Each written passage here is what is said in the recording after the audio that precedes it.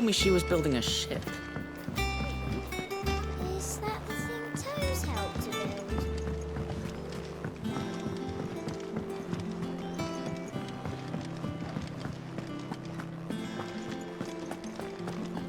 He cracked the crystal too. You're joking.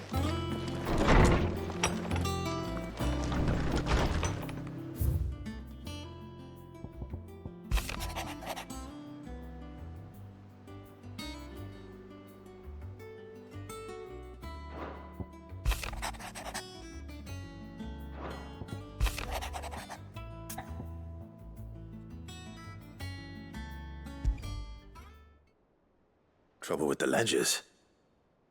Shouldn't he be asking Otto for help?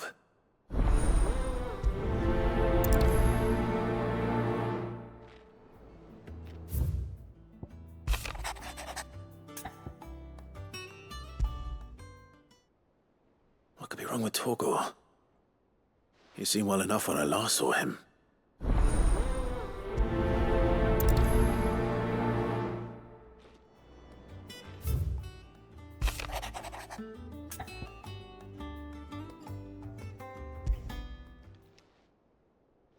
Hopefully it's nothing. But I should speak to Blackthorn just in case.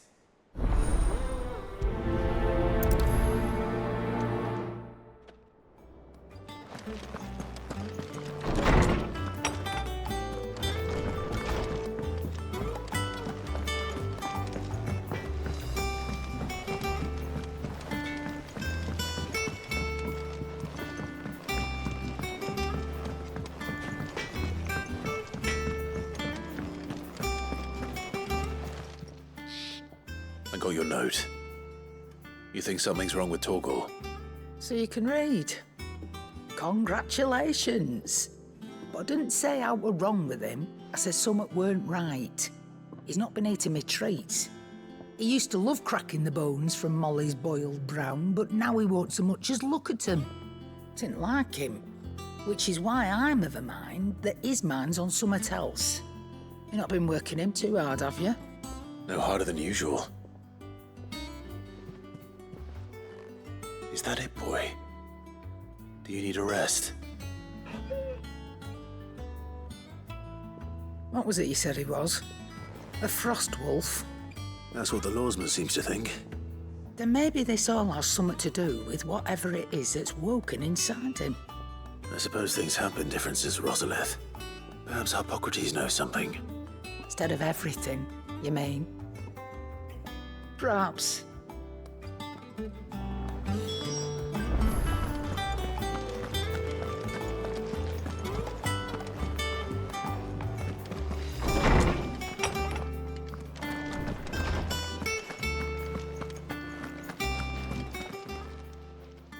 Lawsman, I need to ask you about Torgor. Something's not right with him. He isn't ill, is he? I don't think so. But according to Lady Karen, he seems to have lost his appetite, which is certainly a new development. She says he's hardly been touching his bones of late, and she believes it may have something to do with what happened at Rosalith Castle. I rather think she might be right, though not about his appetite. All canids are instinctively inclined to crack open bones for the rich marrow that resides within, and I see no reason why a frost wolf should be any different. Accordingly, I suspect it is not a lack of appetite that afflicts Torgor, but a surfeit of it. If we assume that his newfound magics require additional nourishment to sustain, it may well be that the bones Lady Karen is accustomed to providing are no longer sufficient. Frost wolves, after all, habitually prey upon far larger animals, whose bones may yield altogether different nutrients. As to where one might find a suitable substitute, some antelopes that graze the meadows of eastern Rosaria have been known to grow to a size more than double that of their lesser cousins. I don't recall ever seeing any that large. And little wonder. The oldest and largest such creatures rarely leave the safety of the highlands for fear of predators. The last elder antelope sighting I recall hearing about took place near Cressida, and that was long before the village was abandoned. Even so, it seems like a good place to start. Good hunting, Clive.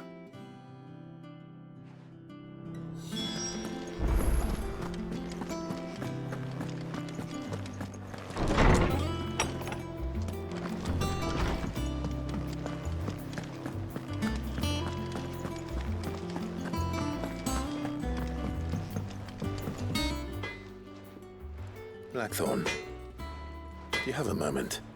Not really, no. This won't take long. I just wanted to ask how you're getting on. August was worried about you, that you might still be doubting your craft, even after learning the trick of that cuirass. Is there something else weighing on your mind? Perhaps sharing your thoughts might help. That bastard's like a dog with a bone. Still, he's got a keen eye, I'll give him that. He's just, well, Karen showed me something. Something I've never seen before. And that was? A sword. An odd-looking thing with a single-edged blade. The metal itself wasn't anything to write home about, but fuck me, the edge on it. You could slice a man clean in two with a weapon like that, and he'd be halfway home before he even realised he'd been cut. So that's what's troubling you. No. Not troubling me exactly.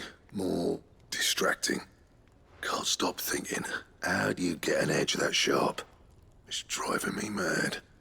And if you knew how to do it, we could arm the curse breakers with even better blades. That's about the size of it, yeah. I'll see what I can find out. Sharper swords are always welcome. And we can't have our master blacksmith being distracted. You're a soft touch, you know that. But I can't say I'm not grateful for it. Good luck, eh? Thank you. Let's see what Karen knows about this sword.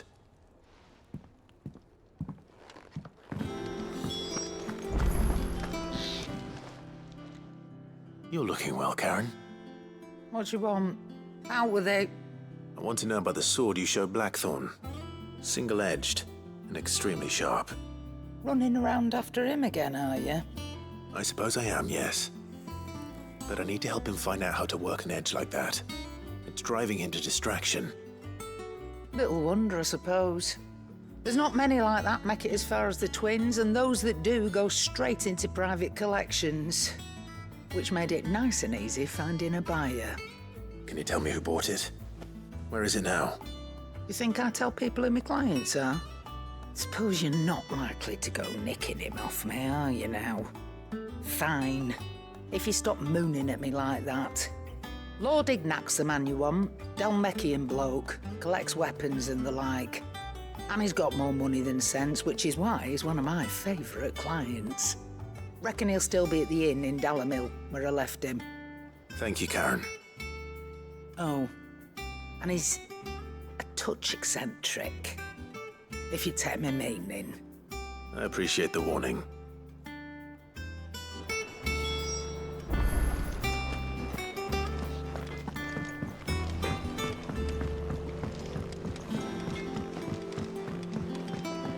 I went up to give some greens to the chocobo.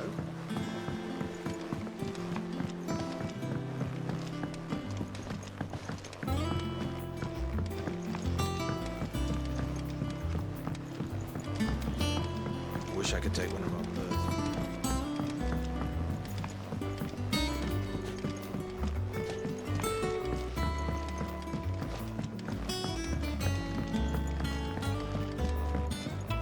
Well, that's it then.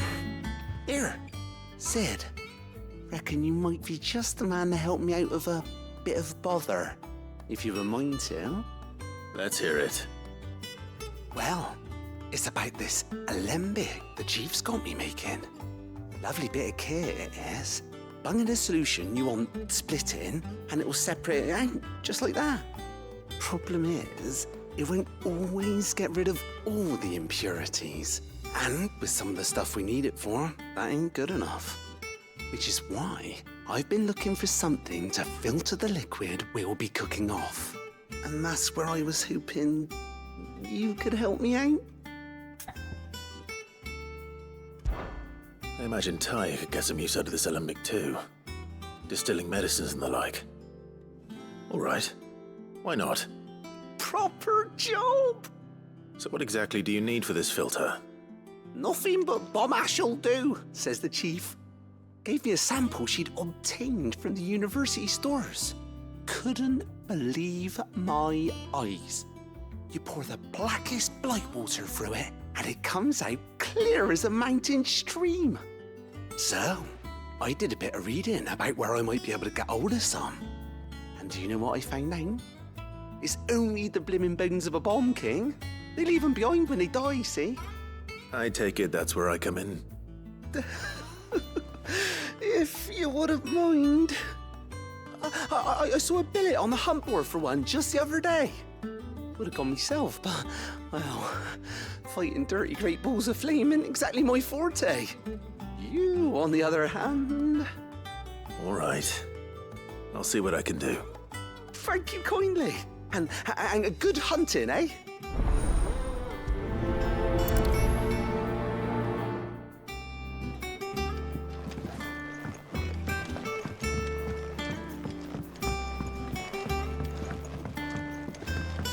I think Mid might need some help.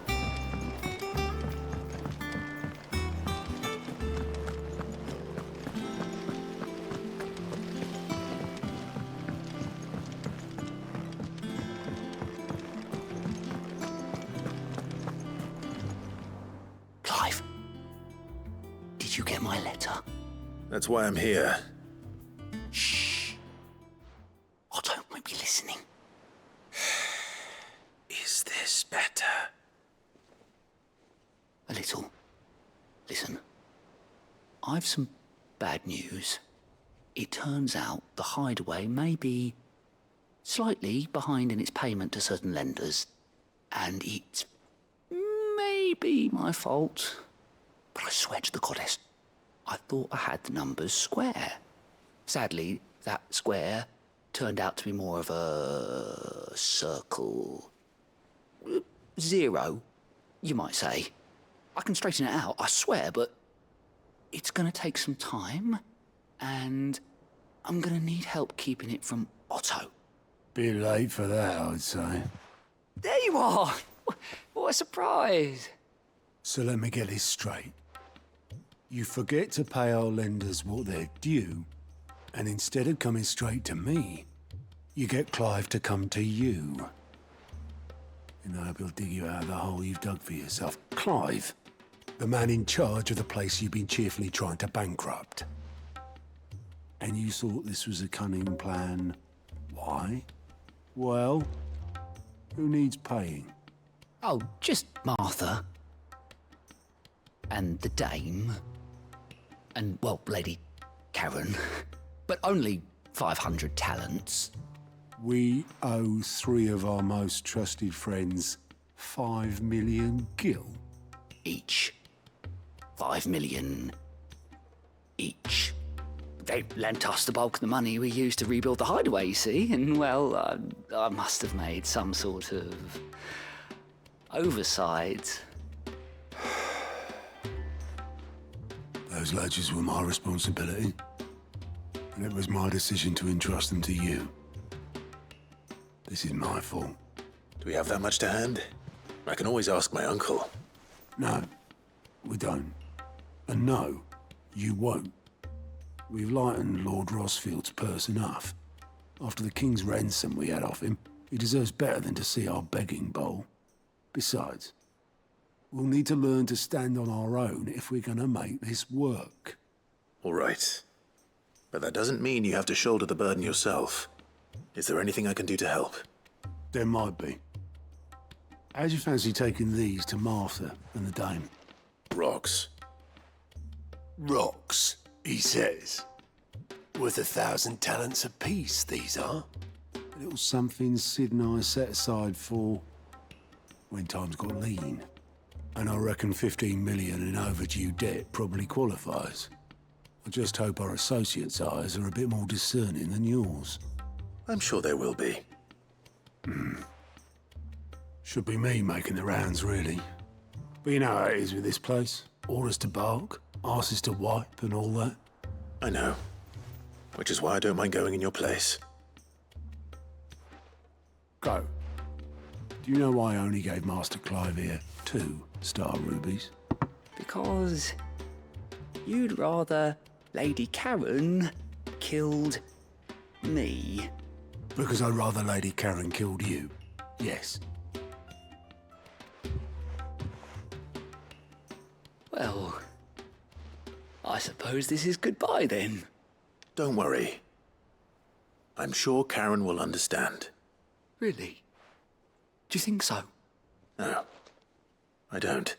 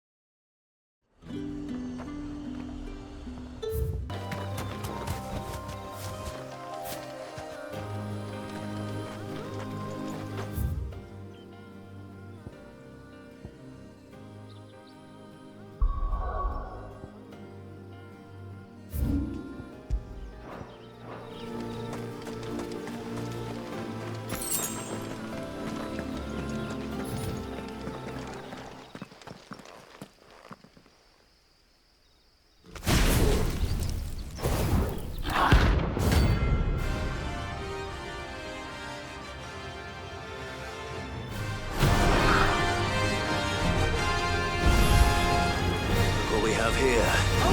Greetings, Your Majesty.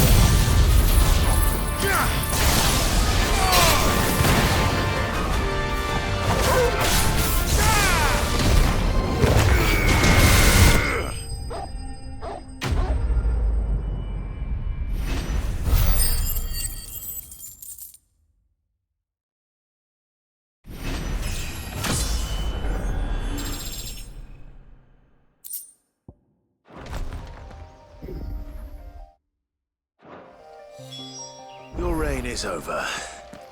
Now to collect the ash. This looks like the stuff. Let's see if there's any more.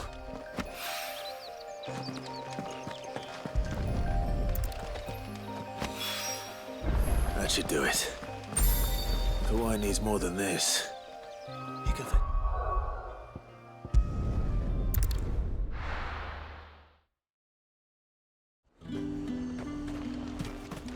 There's talk. How the hell is anyone supposed to...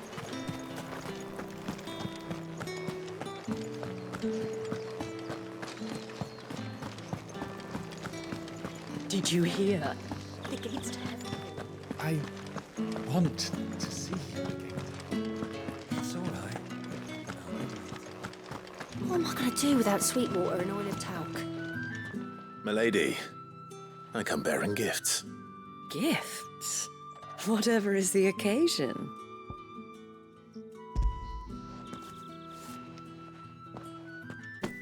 Oh my. Clive, you really have outdone yourself. Otto asked me to give it to you. To settle the hideaway's debt with the veil. And to compensate you for the time it took us to do so. You disappoint me, Clive. I thought you might finally be warming to me. Tell Otto he can keep his baubles. I tried to tell him as much the first time around. The man owes me nothing, nor does the hideaway. My contribution to the restoration effort was made freely and willingly. It was the least I could do. You once told me Sid did you a kindness. I'd like to do the same. Please, accept it. For my sake. And for Otto's. For all of ours. For all you've done. It is rather fetching, isn't it? Very well.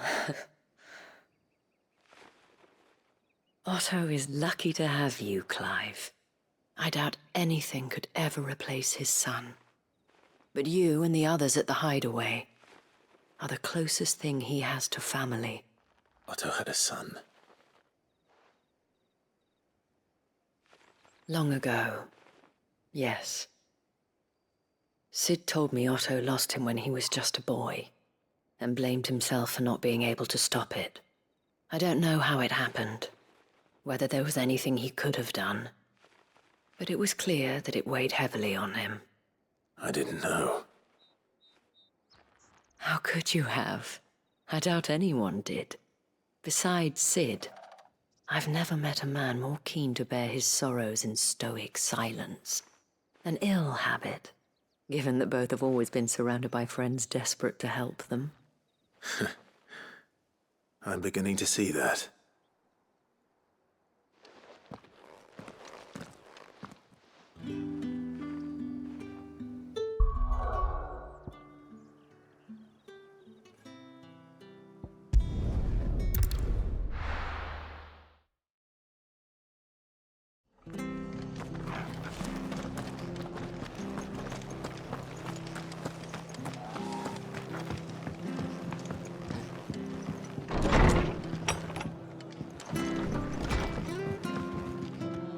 Clive, we weren't expecting you. I wasn't expecting to be here, but it seems we still owe you a considerable amount of coin for your help with our rebuilding efforts. And though I doubt it's what you were expecting, we were hoping you'd take this as payment.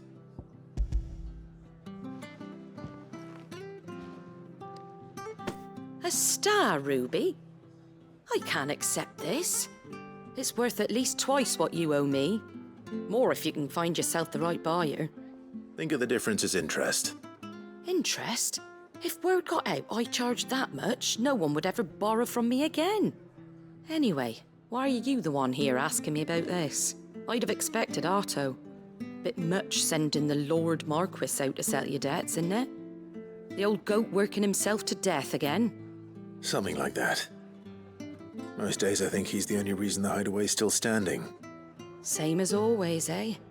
Back when the place was nothing but a twinkle in the eye of a recently retired Lord Commander, word is he was the first one Sid reached out to.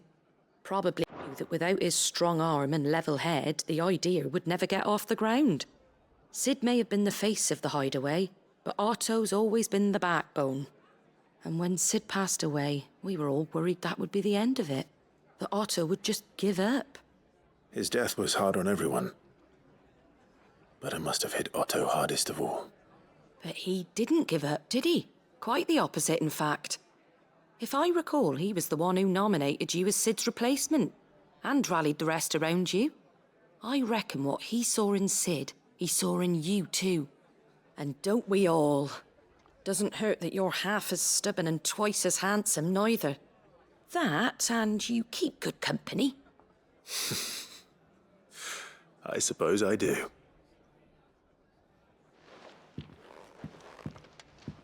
Go will want to know the stones were delivered. If he's still with us.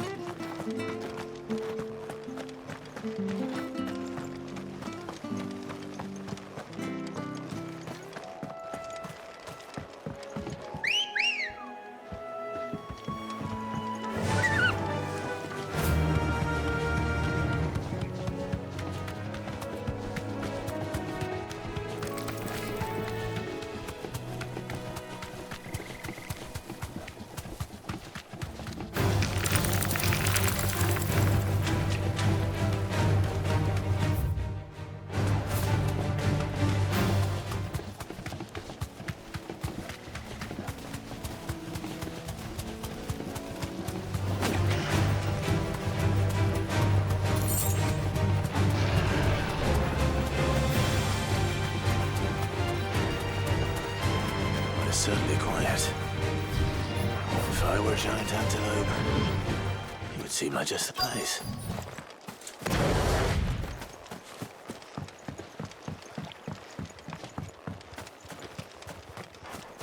I doubt we'll find one bigger than that. You hungry, Torgal?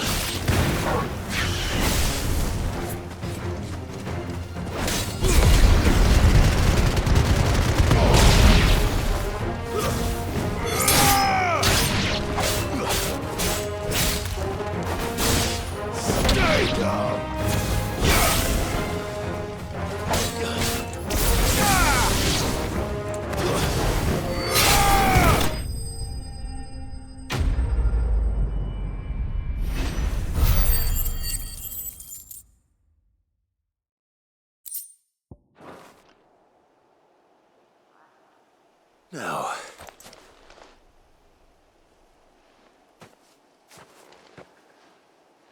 will it be enough, I wonder?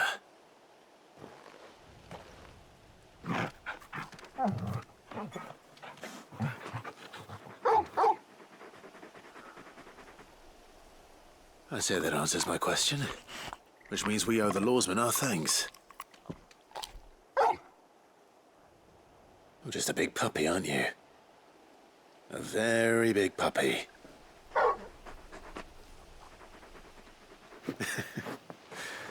You do know you can take that with you, Torgal. Lady Karen will be relieved to hear you've got your appetite back. Come on, boy.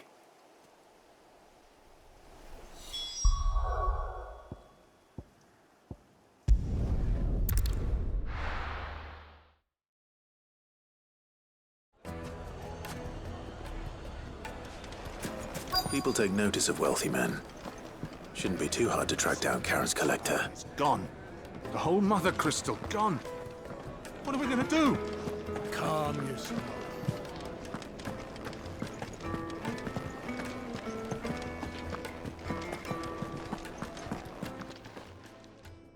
My reputation will be ruined!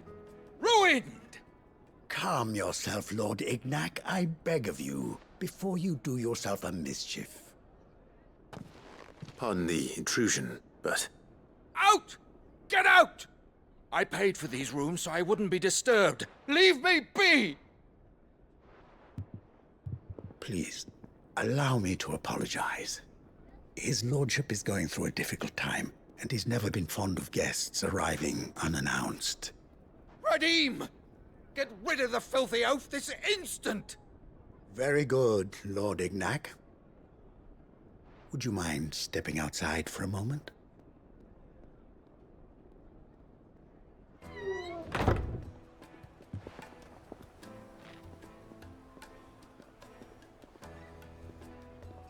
I'm sorry if I've caused you any trouble. That? Oh, no. That's just how his lordship is. Though the morning's events have left him somewhat fractious. He has been dispossessed of his luggage, you see. The thieves also made away with a considerable amount of coin. Coin the innkeeper will soon be keen to collect. I don't suppose a certain blade was among the stolen items. A single-edged sword. It was purchased from a merchant friend of mine. Ah, you know Lady Karen. Yes, I'm afraid it was. Then I'll retrieve Lord Ignac's luggage. But I have one condition. You have but to state it. You are welcome to anything that is within my power to grant. I want an audience with Lord Ignac. A few minutes should be enough. Then I'll be on my way. A condition I would be a fool to refuse. Of course, you shall have your audience. I don't suppose you saw where the thieves went? I did not, no. Though some discreet inquiries made on his lordship's behalf mean that I know where you might find them. The bandit's bed. Every ill-gotten coin in Dalamil is said to pass through that disreputable corner of the Valcroy. And that's where I'm heading. I shall speak to Lord Ignac in your absence, and arrange for an audience upon your triumphant return. That will be very kind of you. Farewell, and best of luck.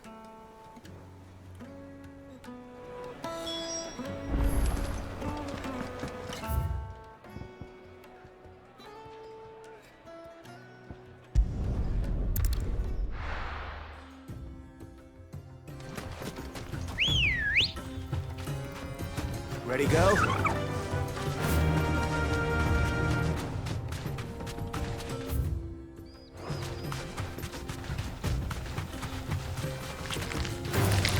All right.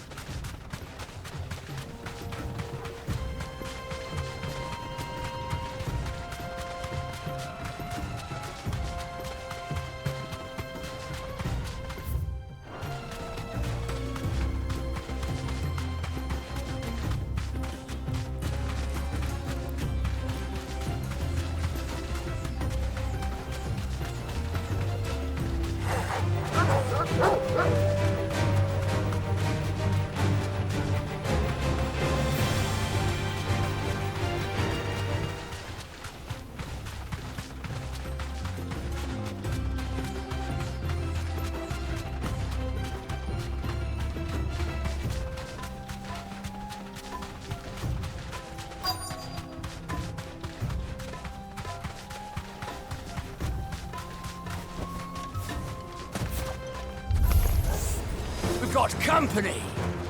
Come on, lads, let's tear the bastard's head off!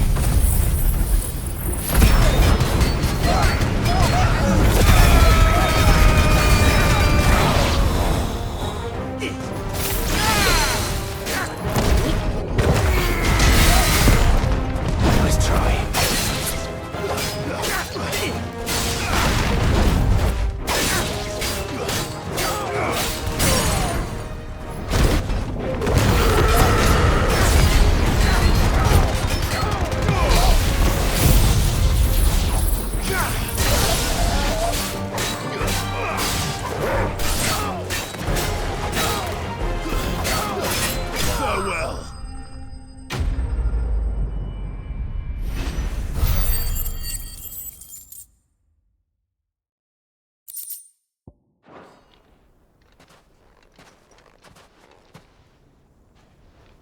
This must be Ignac's luggage.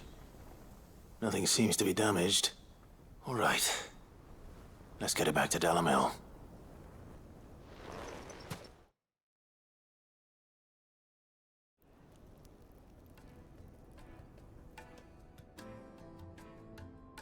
I hear I have you to thank for the return of my effects. What shall I call you, my good man? Wyvern. Glad to make your acquaintance. A formidable name indeed. Well, Wyvern, I appear to be in your debt. Redeem here tells me you wished for an audience. Is that all? A few moments of your time should suffice, yes. You're a peculiar fellow, Wyvern. All right, speak. Master Wyvern was wondering if you could tell him about a certain single-edged sword you recently acquired. Oh, a true work of art, that one. Karen drove me hard on the price, but I would have sold her Radim here to get my hands on that sword. It was made in the Outer Isles, far beyond the Twins, and is used exclusively by the practitioners of a unique school of swordsmanship. They believe no combat should ever exceed a single strike, and hone their blades to such perfection that none ever does. Each sword is made for that one perfect stroke, and for that stroke only. They crack upon a second blow. There's a brutal sort of beauty to it, really. But how do they hone such an edge? Fine question. Why, they use a whetstone, of course. Whetstones, rather. A whole array of them, ranging from the coarse to the fine. 10,000 licks with the sharpening stone, then 10,000 more. But it is the final stone which lends the blade its legendary sharpness. A mineral quite foreign to this great realm of ours. And that is the key. The secret ingredient. Wyvern, it occurs to me that my little lecture is hardly equal to services rendered. Take this, together with my regards. The very stone of which I spoke, far rarer among collectors than even the blade itself, and a far more fitting payment. Thank you. Pardon the intrusion, my lordship. However, it is long past time we prepared ourselves to depart. So it is. I am locked in bitter competition with a rival collector of curiosities. I am one step ahead of the unscrupulous scoundrel, but he is hard at my heels. And there are many other collectors out there. Too many to count, but only one do I consider my nemesis. Lord Byron Rosfield, and is a perennial thorn in my side. I can imagine. Farewell, Wyvern, may our paths cross again. Radim, we mustn't dawdle.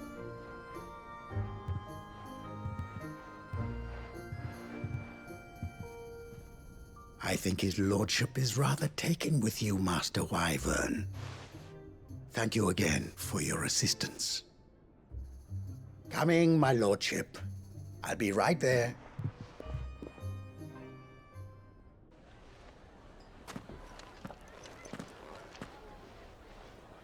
Trust Uncle Byron to find such an interesting rival.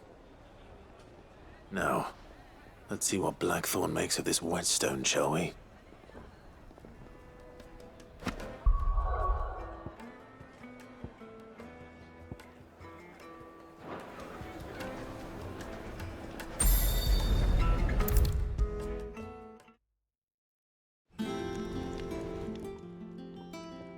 Sorry for the wait, but hopefully you'll agree it was worth it. You learned something about that sword then? I did better than that.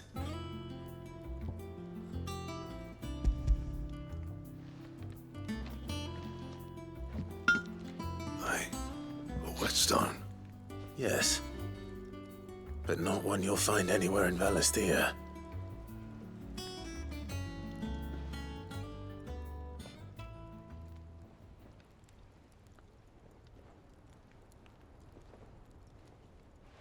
No wonder I couldn't get the same finish on the grinding wheel. One hit and all done, eh?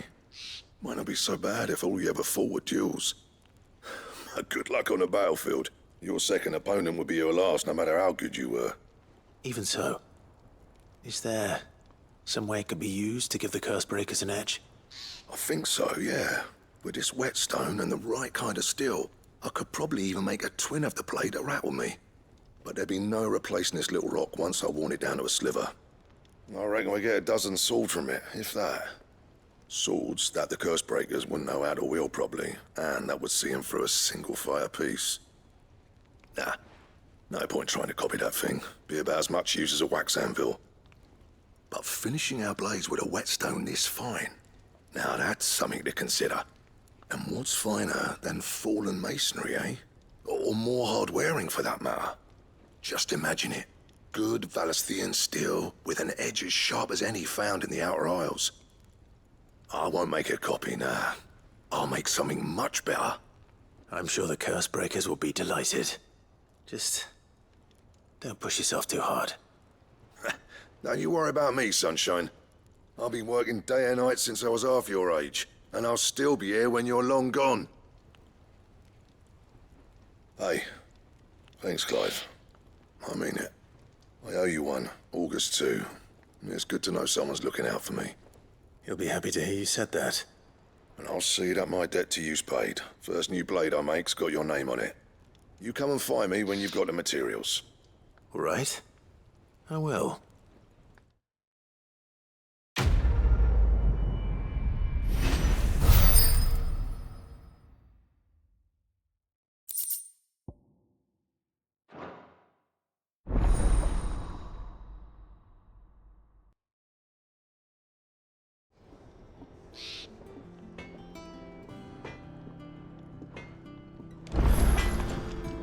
What do you need? Something for you, dear. Should last you a good while.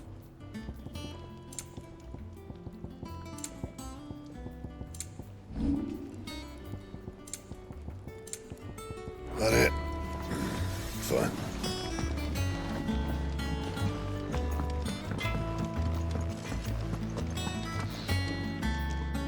I noticed you and Torgal had gone off somewhere. Take him for a walk, did you? You could say that.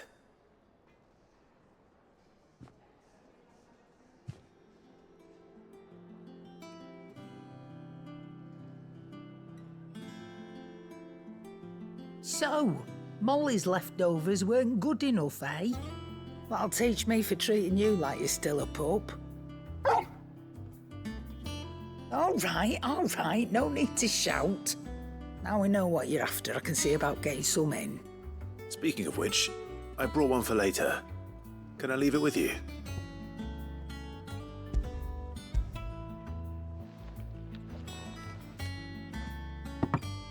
You can, aye. I'm nice like that. In return, you can thank Tomes for me. The bloody know-it-all. I was just on my way to see him.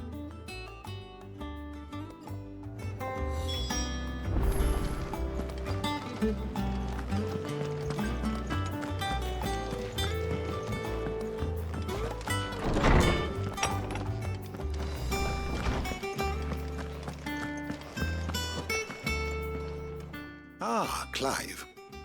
Were you able to locate your quarry? We were indeed, Lawsman.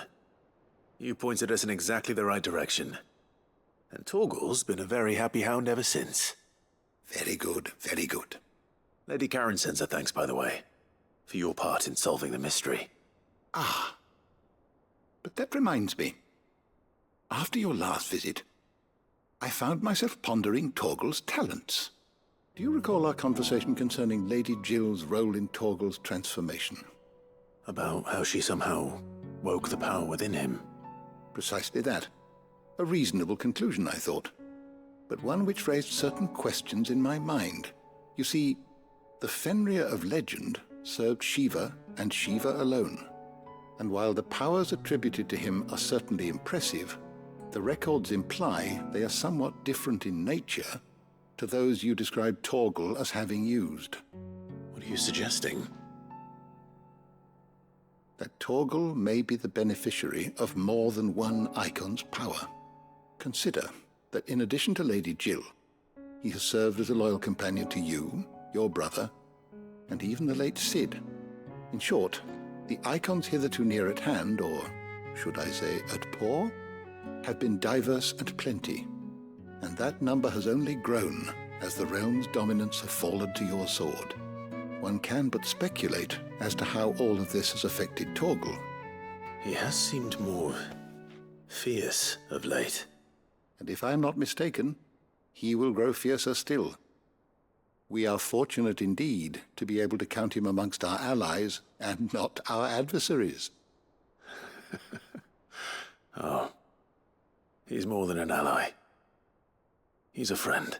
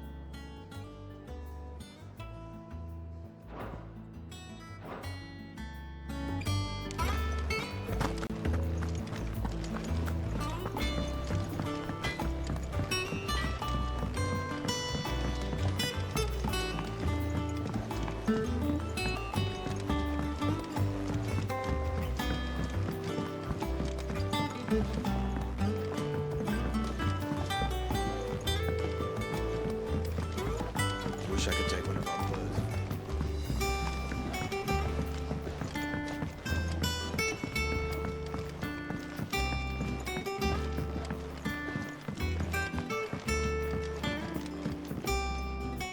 All right there, Sid? How's that hunt for the bomb ash going? I have it here.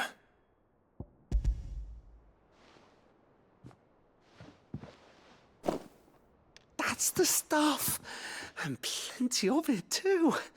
Enough to keep the Olympic bubbling away for a good old while. You're a gent, Sid. Let none say otherwise. Right then, let's get this contraption up and running.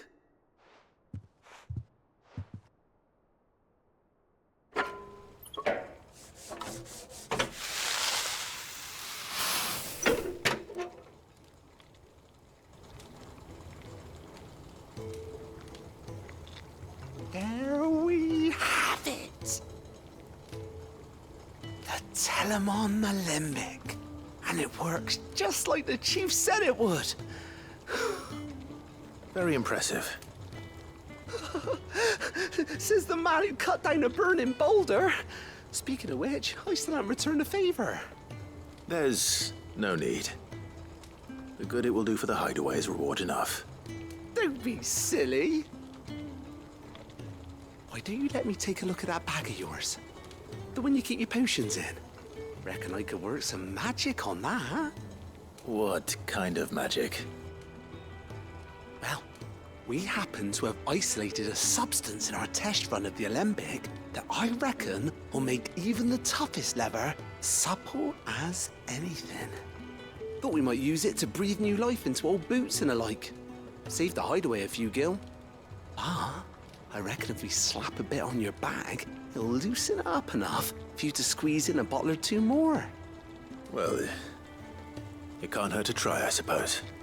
That's the spirit. Leave it with me. I'll only be a mo.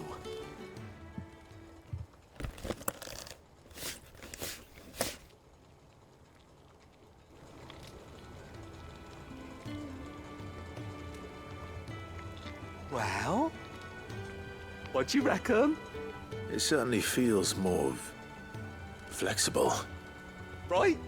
Told you. Thank you. I think. No.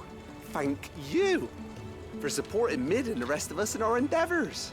Without you, we'd never have been able to discover wonders like that stuff I rubbed on your bag. And I'm telling you, there's plenty more where that came from.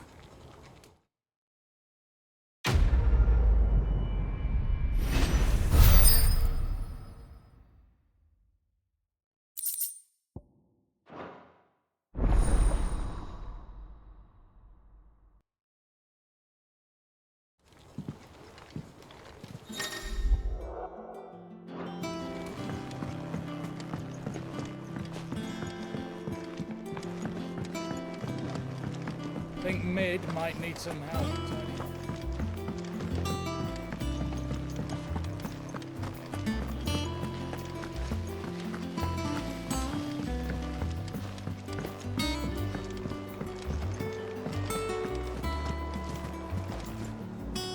Goat. Still alive, I see. So Lady Karen accepted the ruby. Ah, about that. I tried my best, but she was just too stubborn to take it. She threw it right back in my face, in fact, and told me I could stick my stupid stone where the sun don't shine. Karen refused payment. I hope it wasn't something I said. I'm sure you were as tactful as ever. Let me see what I can do. Oh, wonderful. I hope you have better luck than I did.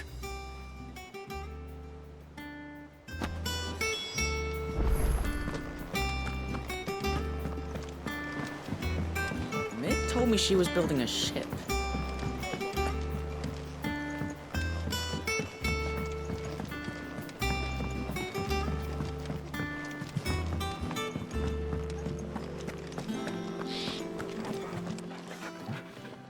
Lady Karen, Goad tells me you weren't happy with our offer. Would you prefer the debt was repaid in coin? What debt? I don't recall lending any of you lot me hard-earned gil. I may have tossed a talent or two in the hideaway's coffers, but those were donations, and you can hardly call it charity if you go asking for it back. Of course not. But one good turn deserves another. And our circumstances have changed. Surely you wouldn't shun the gratitude of a pauper who happened to have become a prince. Oh, so you're a prince now, are you? Fine. But I'm selling it and taking what I'm owed, then you're getting the rest whether you like it or not.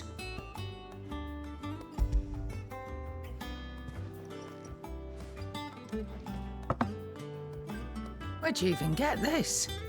A decent trader might nab 1,000 talents for a star ruby. A canny one, meanwhile, might claim it were nicked from the belt of Sid the Outlaw himself and ask twice as much.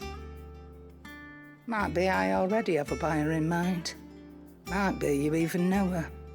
A fine continental maid whose beauty's only eclipsed by a guile in commerce.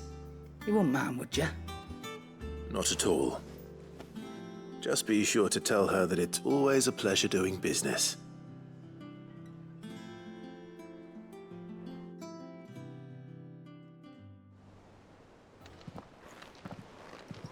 I hear you ended up delivering all 3 stones. Thanks to this lump. I sometimes wonder what I pay you for. Speaking of which, I still haven't been paid last month's wages. Oh, so you remember what's owed to you then? Get your ass behind that disc of yours and don't get up before those ledgers are square. Right away.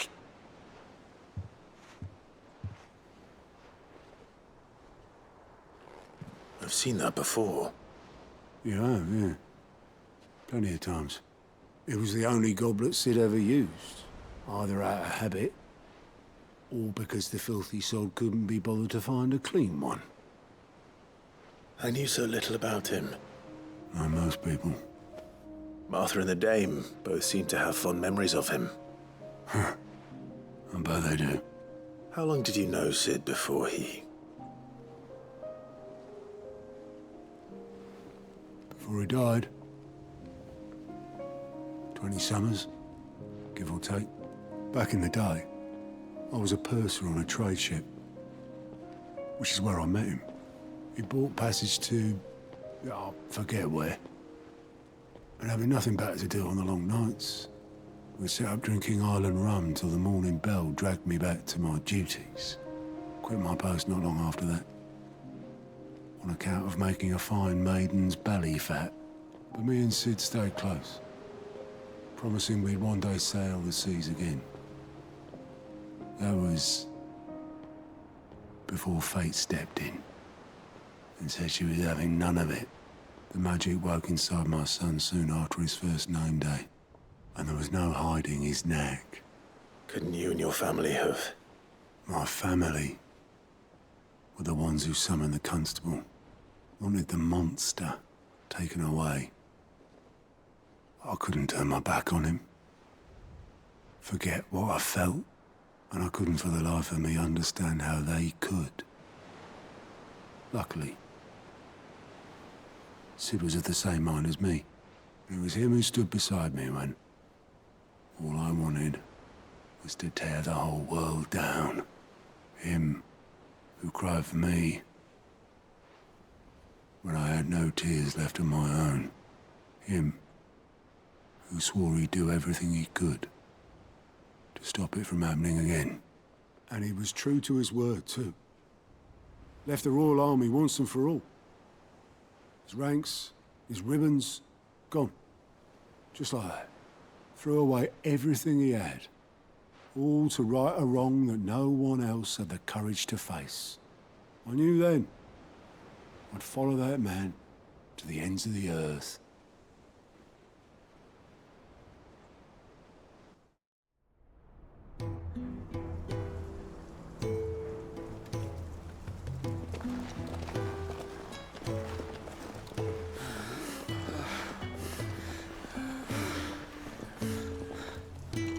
He was always too clever for his own good, was Sid. Saw the world for what it really was, while the rest of us were content to go along with the lie we were shown. And it can't have been easy, bearing that burden alone.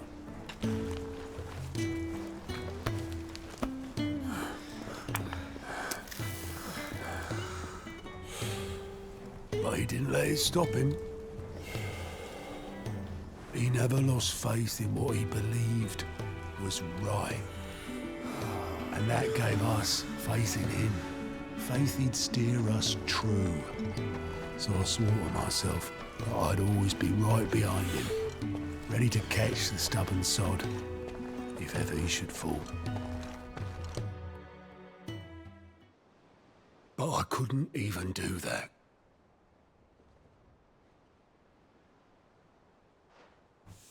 Ignore me, just the ramblings of a tired old man. Leave that lot. I'll tidy it up in a bit.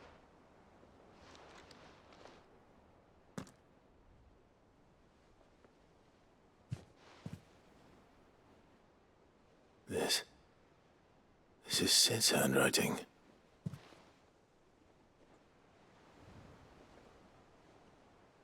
Dear Otto. I may be drunk, but I wanted you to know this place would be fucked without you. Love you, you grumpy old sod.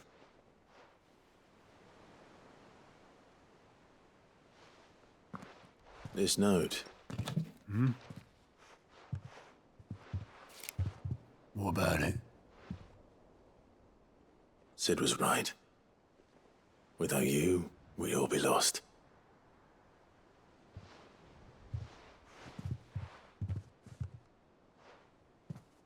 He should have bloody well said so then. Just once. Before he went. But then, why would he? Him, or anyone? I'd only have told him to piss off.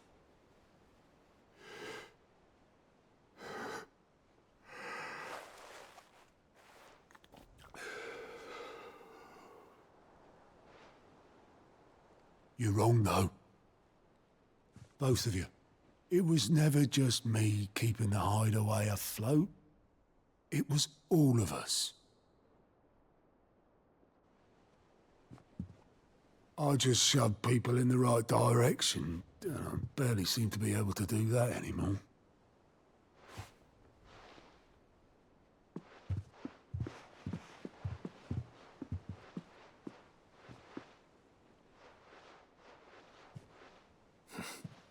Would you rather goat at the helm?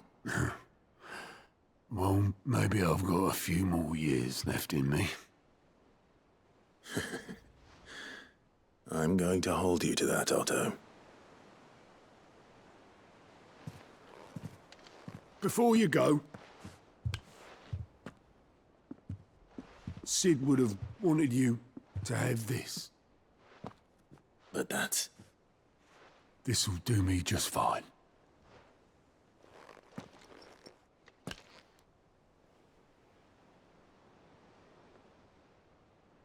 Thanks for the ray of sunshine. I'll see if I can't pay you back. Already have.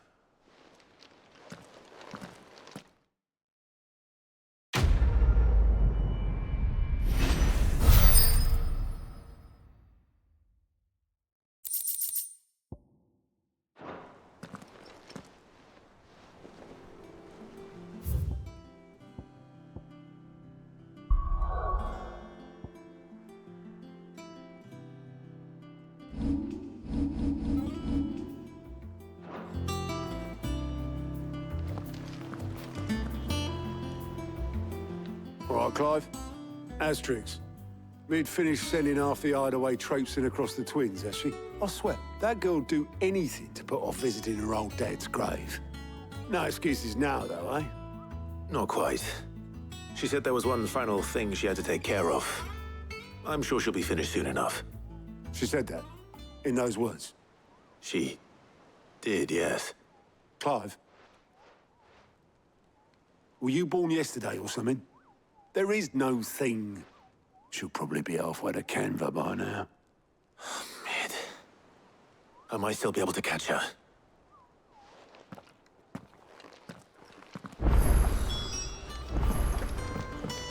Mid told me she was building a ship.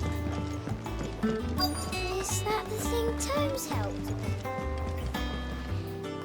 Obelith, have you seen Mid? Yep. In a boat, going that way. then I'm too late. You in a hurry and all, are you? Oh, I offered to take her across, but she wouldn't wait. Just paid for a dinghy and rowed off. Oars going like the clappers. Got some life in her, ain't she? But anyway, I was on my way up to see you, as it happens. Got a letter for you. Urgent, by the sound of it.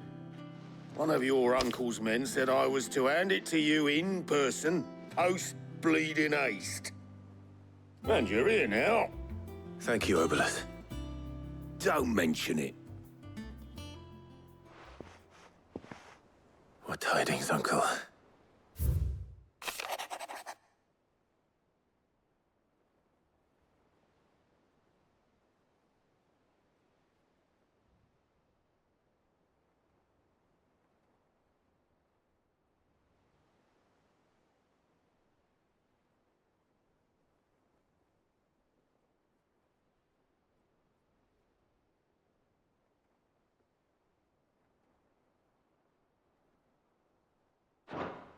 Trouble in Canva. Well, I'll need someone to keep an eye on Mid.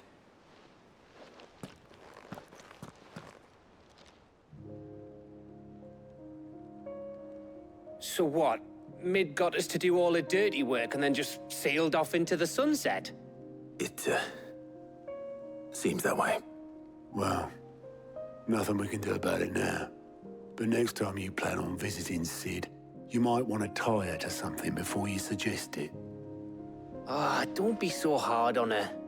Got to admit, the dirty work was kind of fun. Everyone pitching in, all that bollocks.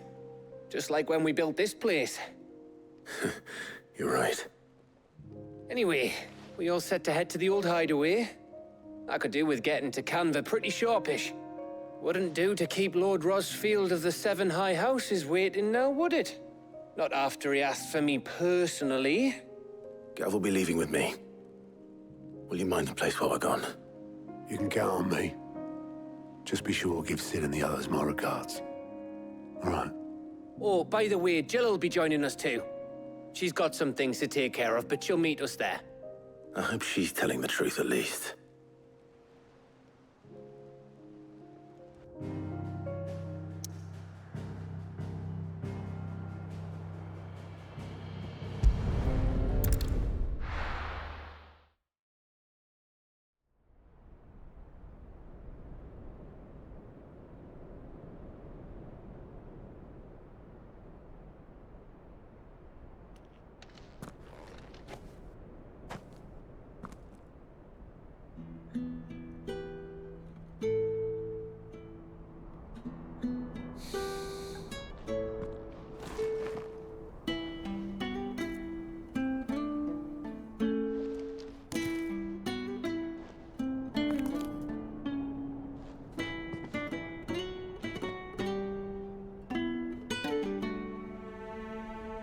Well, Sid, I remember what you told me. That if no one is listening to what you have to say, you may as well not say it.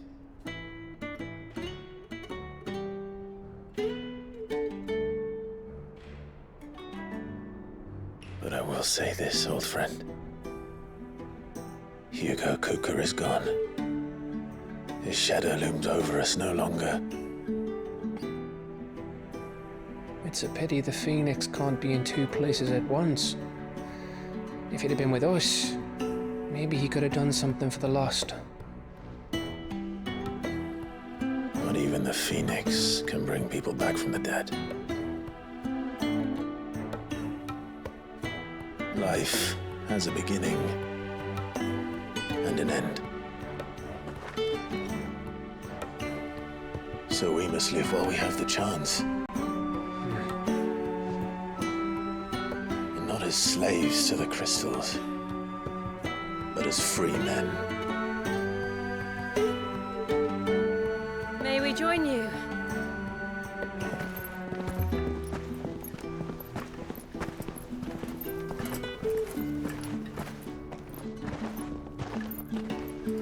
Lady Karen, what a pleasant surprise. I thought I'd drop by and see how you were all doing before heading off to restock my supplies.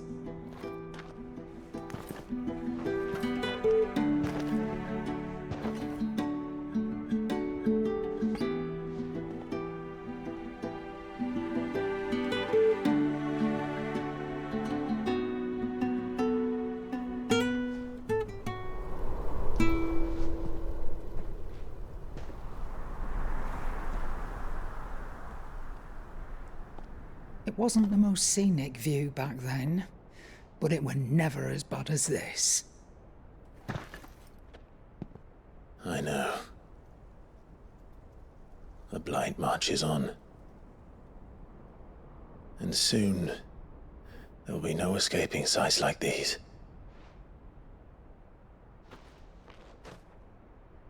So our mission remains unchanged. We cannot stop until every mother crystal is gone, and their thirst for ether with them. The only one that remains in Storm is Drake's tail in the crystalline dominion. Our next target. We're going to Twinside. It's the capital of the Empire these days. I wouldn't like to think how tightly guarded they've got the place. Not that that'll stop you, but we do well to scout it out before you go charging in. We would indeed. If you're off to the Dominion, you can take this great lump with you. Goods. Oh, I am sorry. Have you forgotten you're the most wanted man in the Twins? I thought you might like to disguise yourselves as the attendants of a travelling trader, assuming you've no better ideas. You wanted to buy yourself some tools, didn't you? Well, now's your chance. You're letting me go with them? Oh, thanks, Nan. Stop that! You'll break me bones, you great galoot.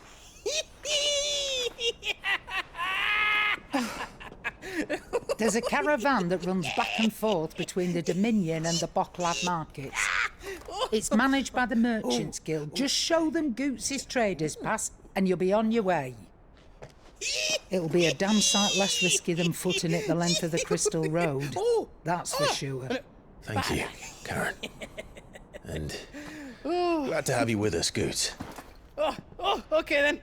I'll get me things and I'll meet yous there. See yous down in Bocklad.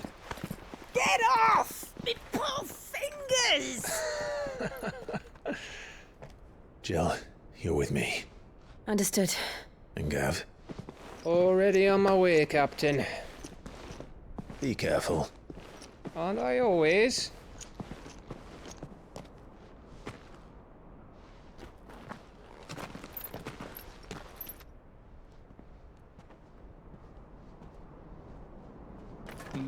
Do you see that, Sid?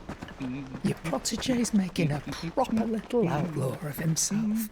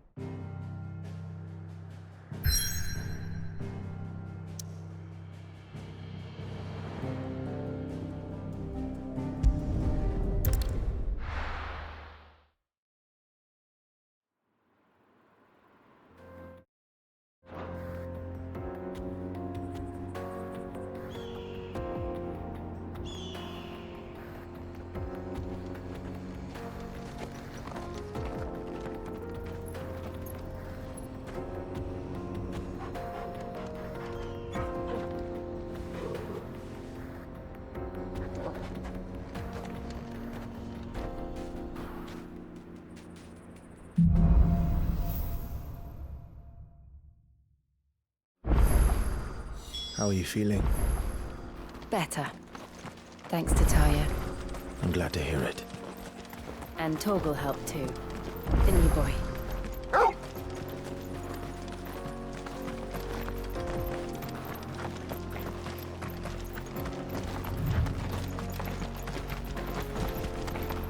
This used to be a trade route for merchants crossing the Scars, till the Republic laid a new road wide enough to let wagons pass.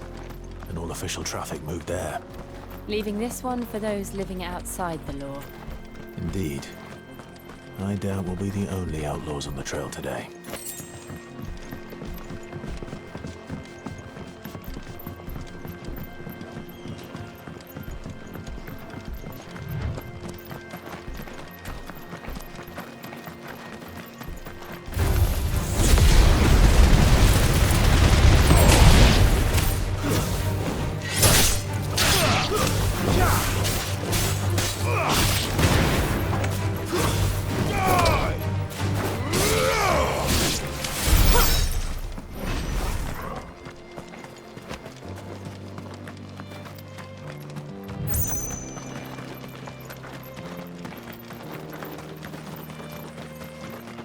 So what do you think?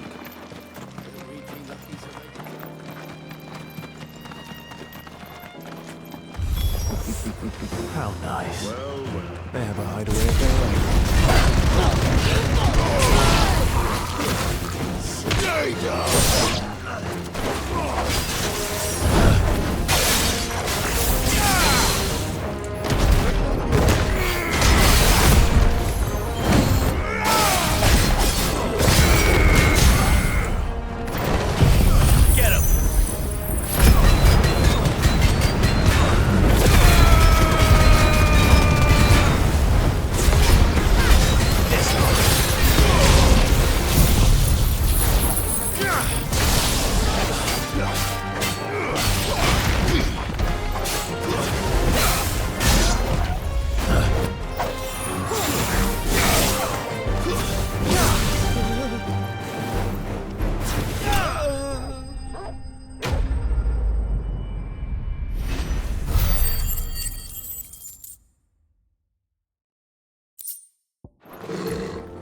We've done the Republic a service.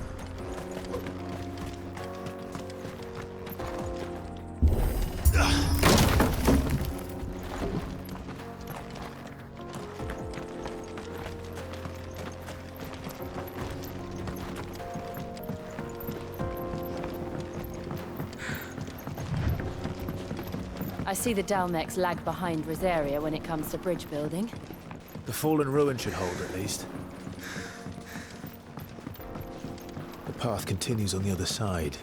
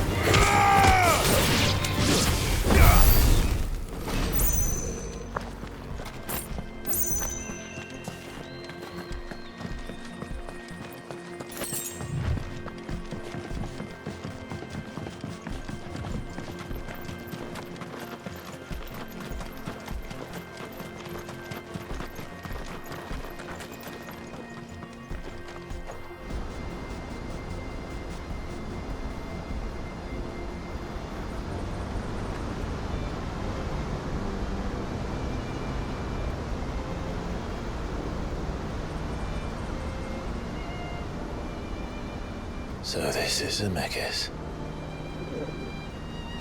A land of the gods. It's even more impressive than I imagined. I remember being captivated by the story as a child. Long, long ago, man was overcome by avarice and challenged the gods in a bid to win their power. The final battle took place here, at these falls. Or so the legend goes. If anyone ever manages to plumb those depths, perhaps we'll learn if there's any truth to the tale. That the gods emerged victorious and punished man for his defiance by visiting upon him 2 curses. Dominants and bearers. To tell the truth, I always thought it strange that the dominant and their icons were deemed a curse. Back home, the dominant inherited the throne. They were admired and exalted, not spurned. Whenever I got to that part of the story, I always assumed there must be something I'd misunderstood. You had a lot of storybooks, didn't you? In your room, I mean. When we were young. The old legends were always my favorites. Epic battles between gods and men. Father encouraged me to read as much as I could. He thought it good for my education. You really were a boy like any other, weren't you?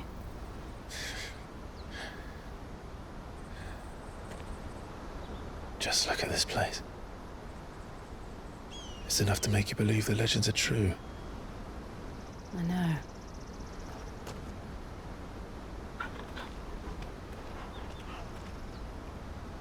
We're not far from Boklad. The road will be busier up ahead. And we'll have to keep our wits about us.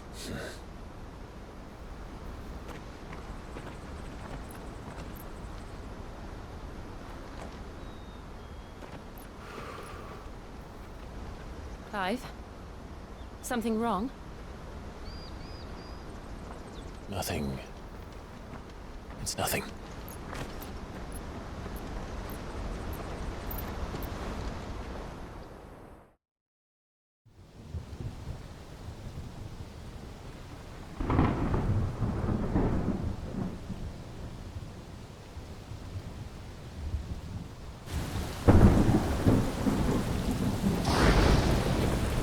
I see the reports are true, Father. You have surrendered the throne to Olivier. I have. Emperor Olivier shall rebuild the Holy Empire of Sanbreque.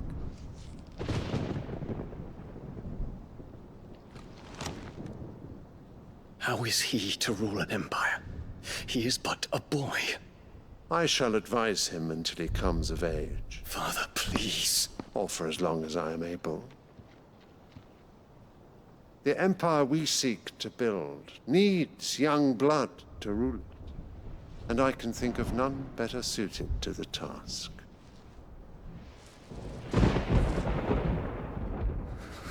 There is other news, Dion. Hugo Kupka is dead, and Drake's Fang destroyed. The pillars of the Republic have fallen.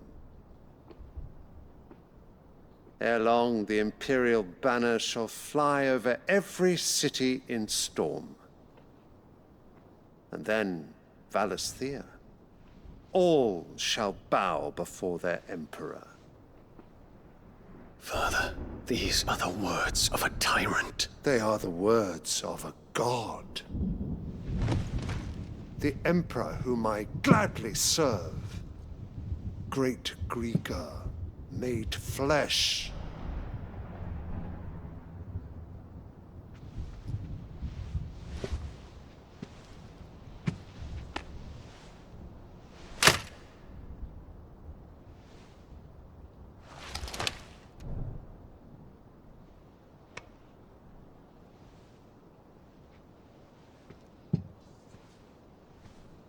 Return to your camp, Dion, and ready your forces.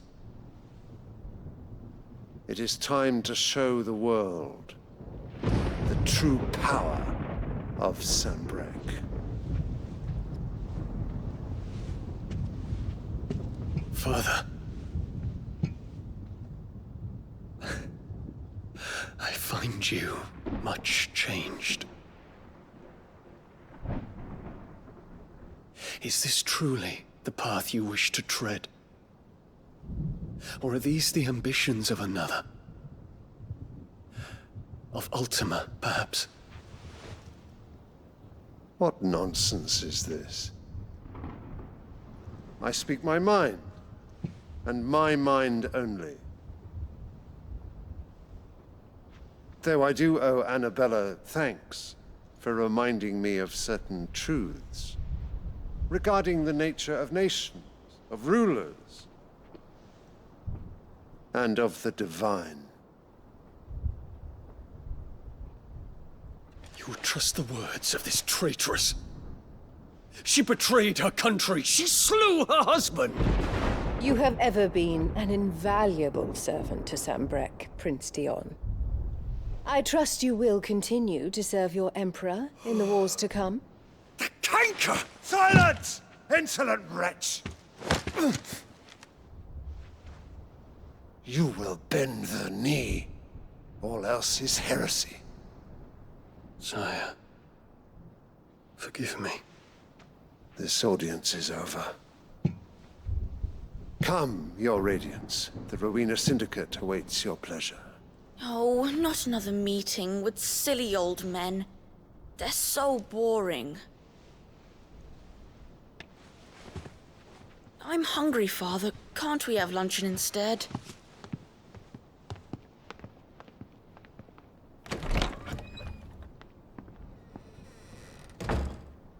Does it pain you that you will not inherit your father's throne? I have suffered worse.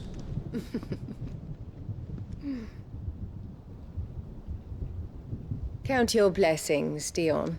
For a base-born child to be chosen by Bahamut is miracle enough. You have risen high on his wings, but you shall rise no higher, lest your impure blood stain the throne. What do you know of my blood?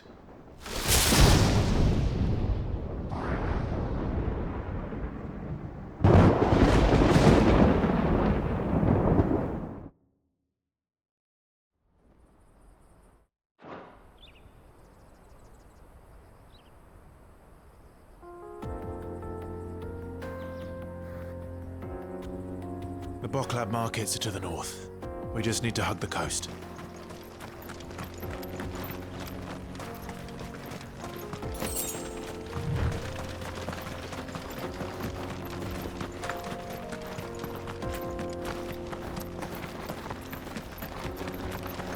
Infiltrating the Dominion won't be easy with the Imperials on high alert.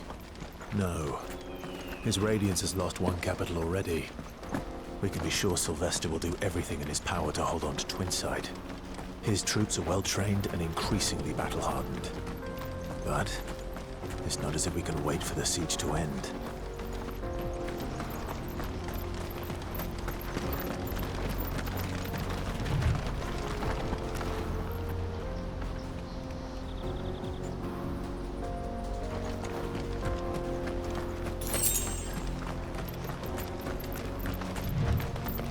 Refugees.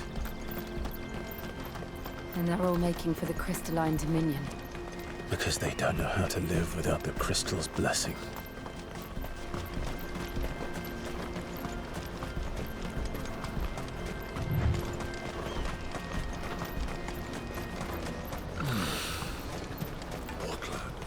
There are no crystals here. This is where we're supposed to meet Goots, isn't it? That's right. He said he'd wait for us here after replenishing his supplies. I dare say he'll have finished by now.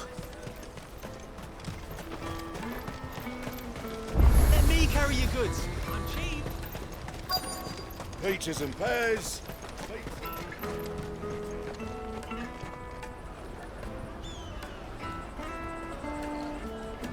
Wonders from across the water. Come one, come all. Feast your eyes. Good sir, can I interest you in...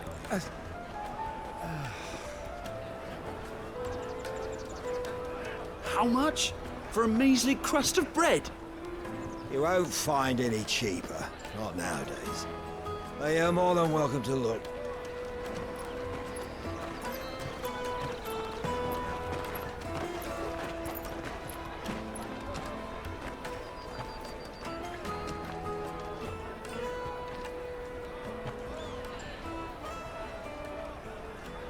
The Empire's unlawful and illegitimate occupation of the crystalline dominion is still in effect.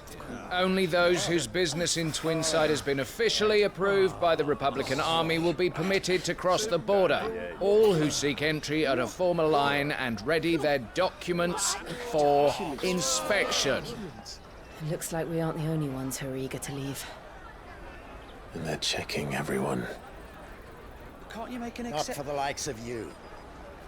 We won't get through without that pass. Let's go and find Good, shall we?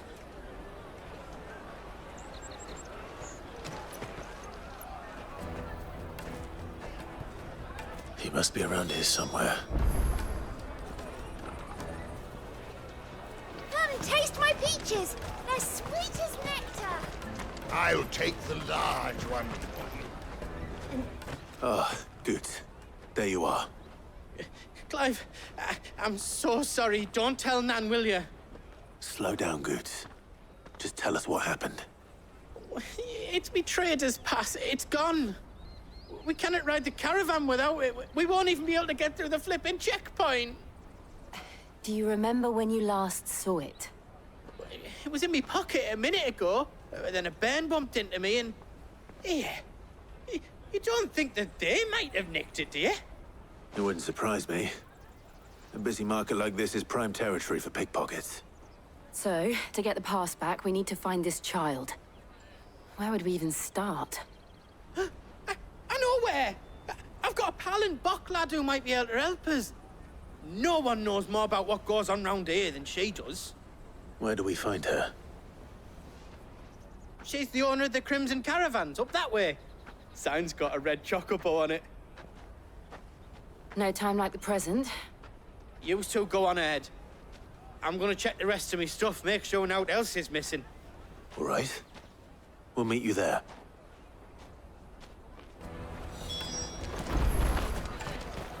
Let's keep an eye out for this red chocobo, then.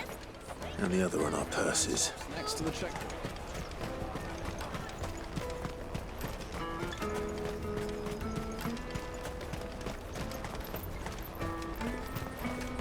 Peaches and pears. Peas and peas. Out of my sight, wretch.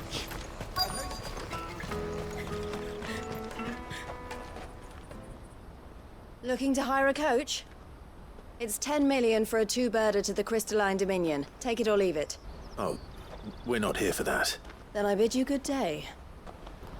Oh, wait! Don't go, El. He's me mate. As I live and breathe.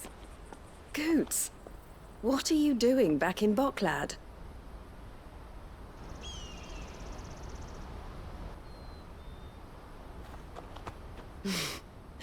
I gather Lady Karen didn't send you.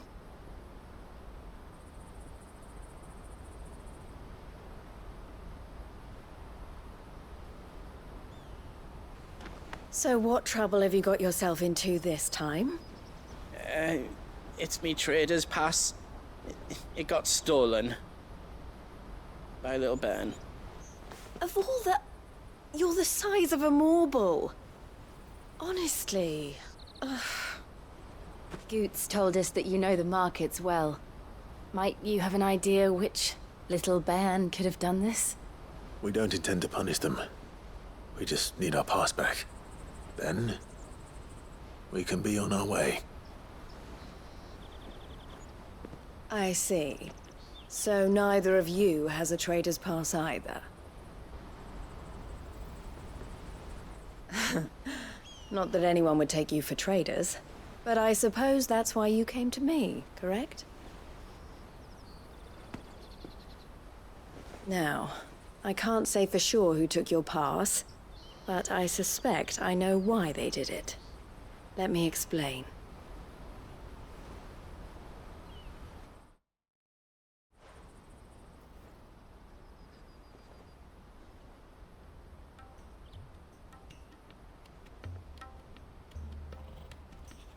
Ever since the Fist marched on the Dominion, the Republic has been clamping down on any commerce that might aid the Empire more than it does us.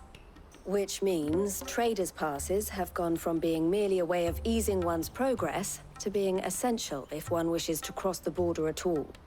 And with demand outstripping supply, they've become a precious commodity, leading some to seek to acquire them by less than legitimate means. So the children are stealing passes to sell on the black market?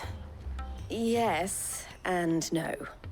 Passes are inscribed with the names of their owners, and yet none of the victims' names have appeared on the register of those passing through the checkpoint. Which means?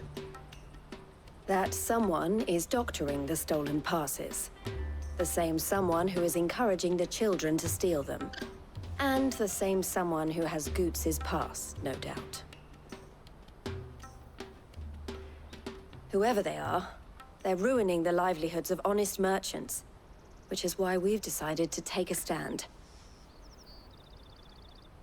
Will you stand with us? You want to get your pass back, and we want to ensure that no more are stolen.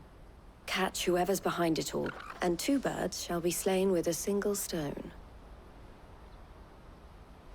Is there any other way of getting to the Crystalline Dominion goods? They won't let you in if you're not with the caravan. It's that, I don't know, try swimming across the strait. But the guards will definitely spot you if you try and do that. Like, we don't want to get spotted, right? So either we find the people who took the pass, or give up all hope of entering the Dominion. All right. We'll help. Thank you kindly. But I don't know your name. Eloise at your service. Clive. A pleasure doing business with you, Clive.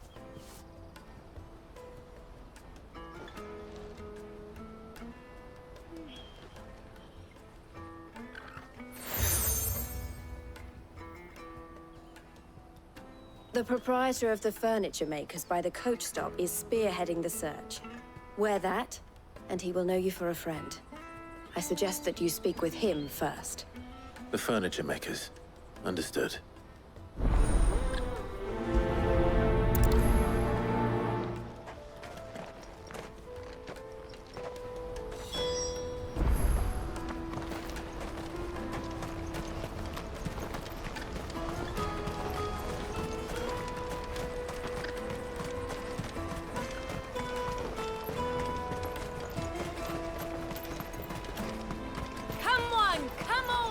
Jug of snake spit for the road.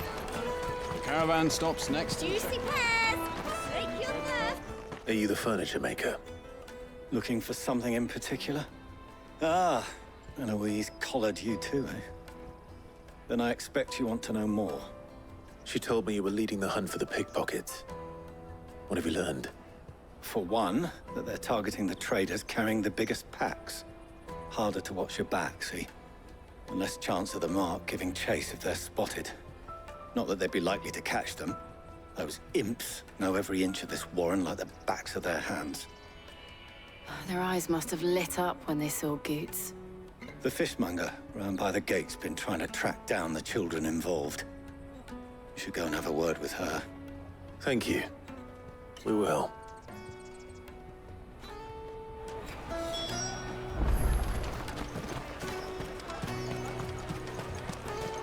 You won't find anything of this quality in Twinside. You should come with me to the Dominion. Fish for sale! Fresh sorted and smoked! Can I interest you in... Ah, sorry. Message from Eloise, is it? She's asked me to help her.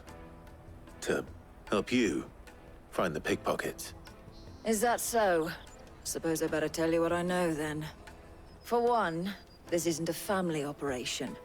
All the traders say the children who stole their passes were dirty, dressed in rags. Street urchins, by the sound of it. We get a lot around here. Orphans from the wars. A few, perhaps. You saw the refugees gathered by the entranceway? They're all looking for a new start in the Dominion and beyond. Some of them take it as an opportunity to rid themselves of unwanted baggage. The shame of it. Whoever's behind this would have to have made themselves known to the children at some point. And so should we. You should start with the children around here, then. I doubt they're the ones involved, but they might have heard something. It's worth a try. All right then. Questioning children. How hard can that be? Different there. You won't find anything of this quality in Twinside.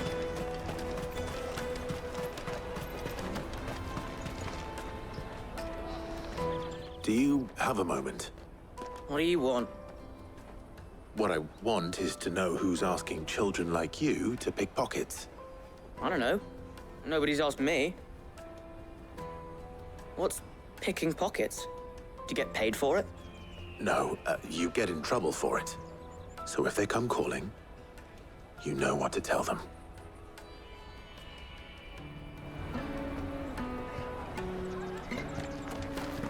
Caravan stops next to the checkpoint. Jug of snake spit for the... Excuse me? What do you want? I don't have any money. It's all right. We're not going to hurt you. We just want to talk. What about? We've heard that some very bad people are making children like you steal from travelers. We need to know who's behind it so we can stop them. I don't know much about it, really. But my friend, Hansa, he said he got a job doing something dangerous. Sounds promising. We need to find him and ask. Do you know where your friend might be? He's usually by the tents outside town. Thank you. You've been very helpful.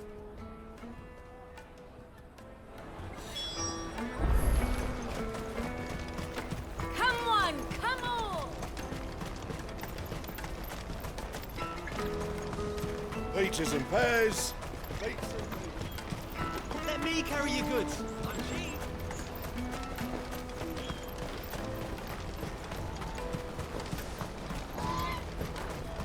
That's that then. She must have meant the refugee camp. Let's hope he's still nearby. Daddy, I'm hungry.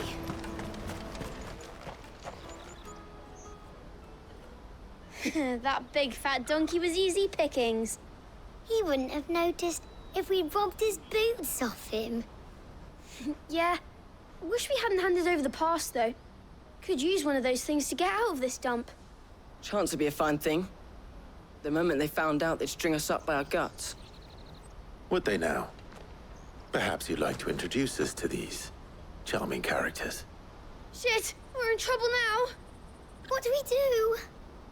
You two get caught if you want. I'm off. Hunter, where are you going? So that was Hansa, eh? Jill, you watch these two. I'm going after him. All right.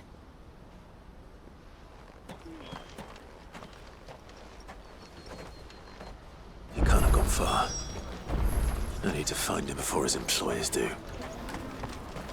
Daddy, I'm hungry.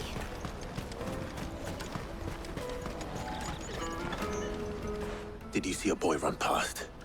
He stole something from a friend of mine. There was a boy ran back there towards the chocobo pen, but... Thank you.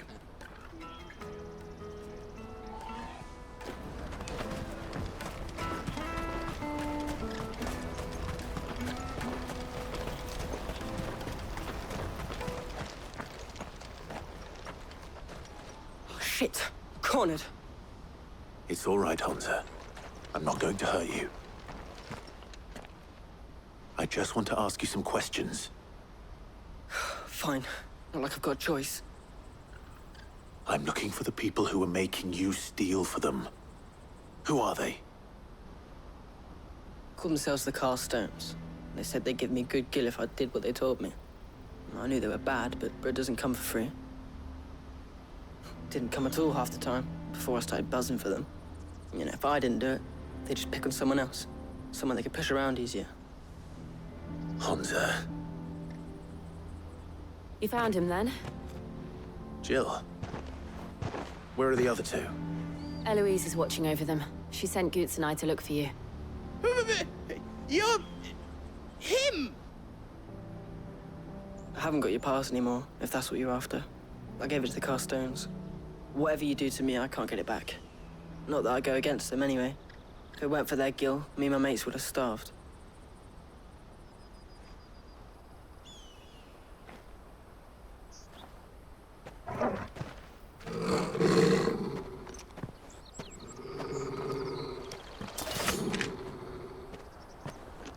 Cowards! You will not force another child to do your bidding. Wait, we're not... Don't hurt him.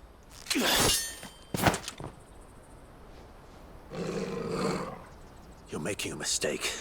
We're on the same side. Like hell we are. That brooch. Where did you get it? Master Theo? Goots.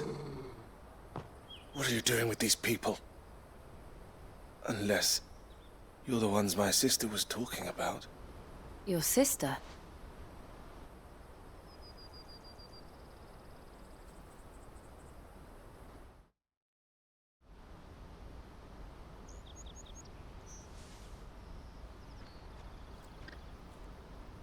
Eloise didn't tell us she had a brother. And why would she? I'm just her back and a blade.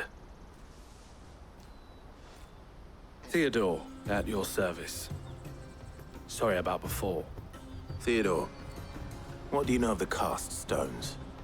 Vultures who have made Boklad their hunting ground. They prey on the desperate, stealing from those with gil and bullying those without it into joining their flock. I'd been looking into their activities in hope of sparing the refugees any further hardship. But it seems they've already stooped even lower than I'd feared. Hans is a good lad. Don't blame him for what they've made him do. If he and his friends hadn't agreed to work for the stones, some other poor souls would have. On pain of death, most likely. Clive, was it? And my sister's asked you to help put an end to the pickpocketing. Then we all want the same thing.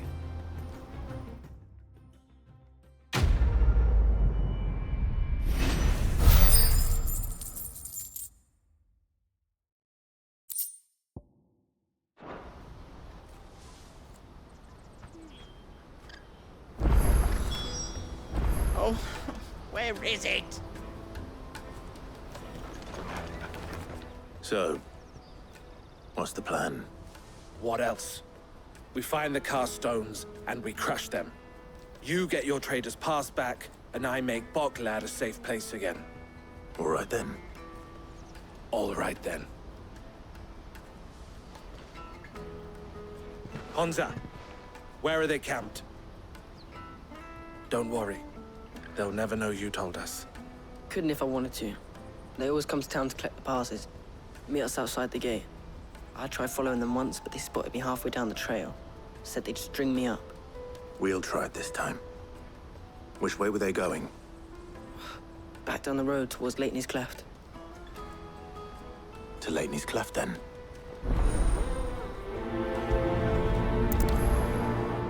Leighton's Cleft is to the south, past the camp. No, you better not have scared any of my birds.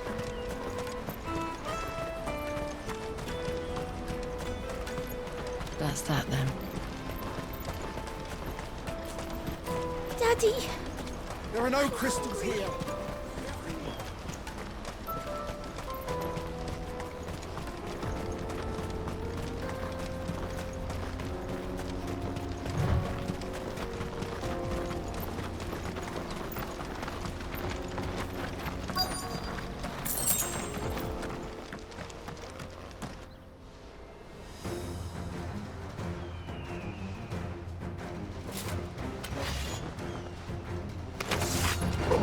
That's the one who's been sticking his nose in our business.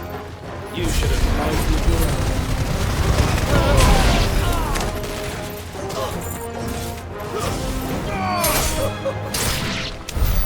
own. I doubt these were the ringleaders. But at least we know we're on the right track.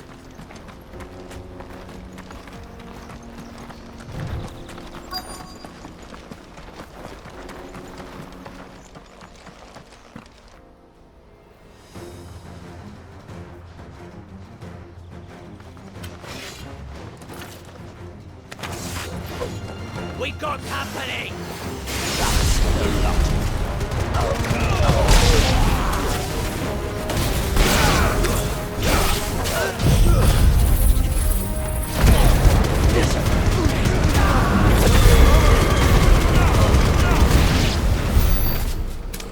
More foot soldiers.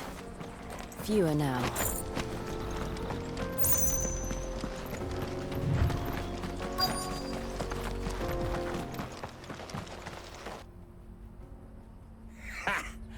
Not a bad haul today, eh? Aye.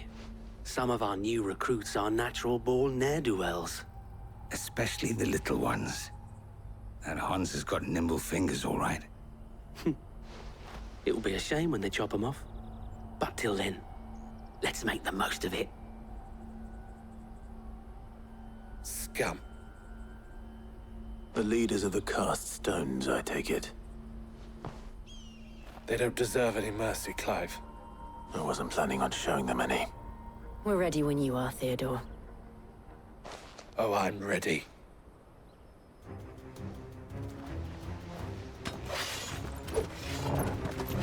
Fuck! It's that guard from Bockland! Kill him! Kill them all!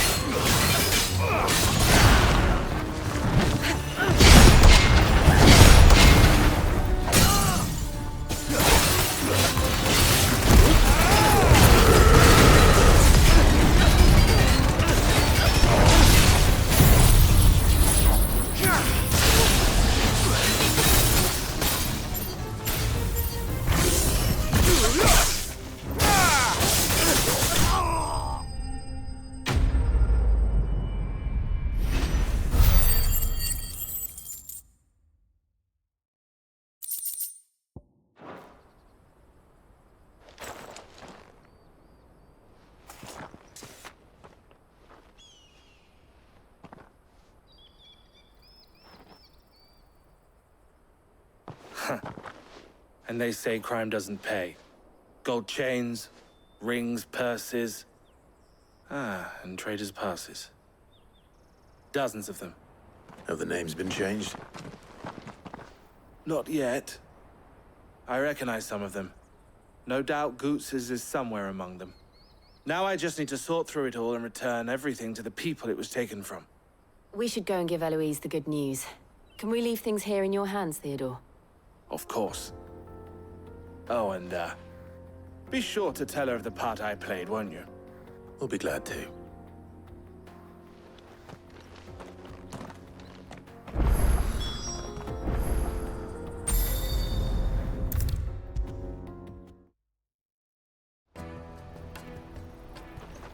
Ah, Clive. How goes the hunt? My brother isn't getting in your way, I trust? Quite the opposite.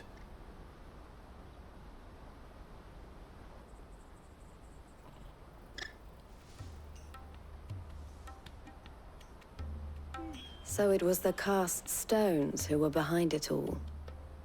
Theo told me he'd been on their trail.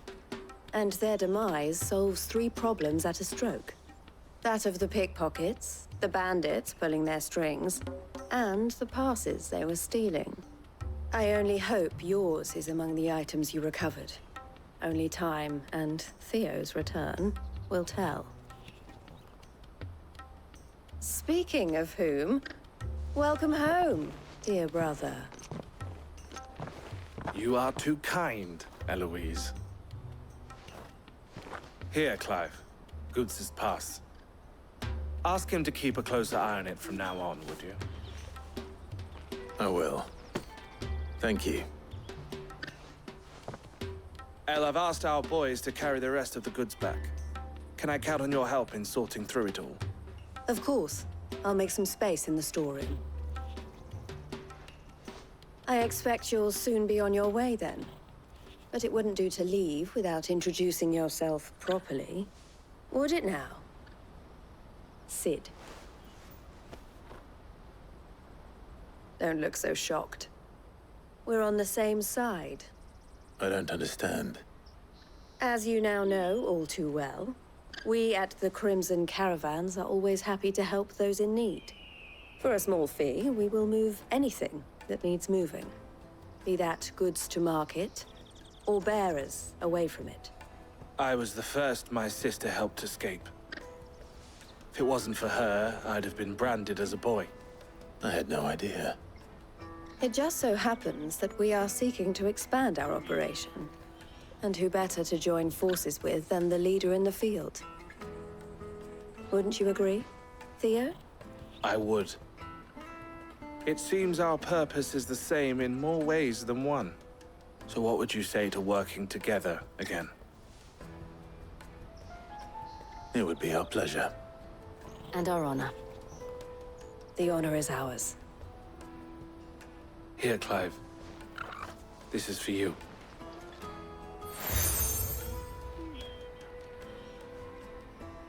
What is it? Elle has friends in high places, while I have associates in, lower ones. That mark is proof that you're a friend to us both.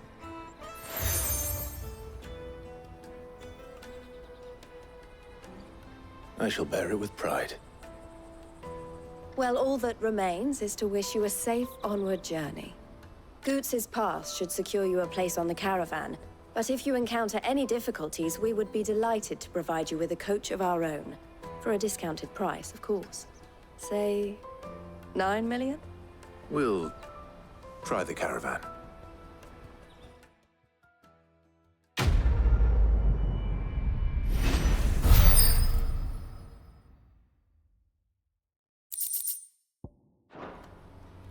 Right then. Let's get this back to Goots. And then it's on to the Dominion. What are you looking for?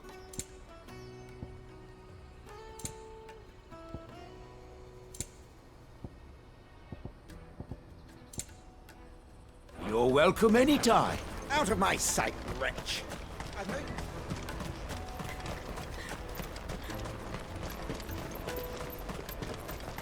Come on, come on! The caravan stops next to the Juicy check. pears! Slake your thirst without a crystal. What I really want to be is a blacksmith. You gonna do an apprenticeship or something, then? Here you are, Goots. Try not to lose it again. Me pass! You found it! Oh, thank you so much. Nan would have killed me if I'd come back without it. I'll have to say thanks to Elle and Theo, too. So should you, Hansa. You and your friends don't have to steal anymore. If anyone threatens you again, you know who to turn to. We do. And we already have. Miss L's given us a job shifting the chocobo shit out the stables. It's hard work, and the pay isn't half what we got from the stones. But if we stick at it, we'll keep ourselves fit. You stick at it, then. And Goots, I'm sorry for stealing your pass. That's all right. I've got it back now. And all's well that ends well, eh? You said you're trained to be a blacksmith, right? Well, I'm gonna be your first customer. I'm gonna save up all my gil and get you to make me a massive sword. I'll do me best. Till then, eh?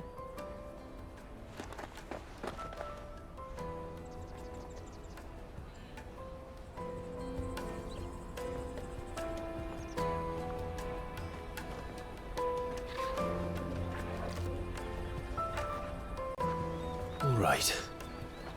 We have a place on the wagon.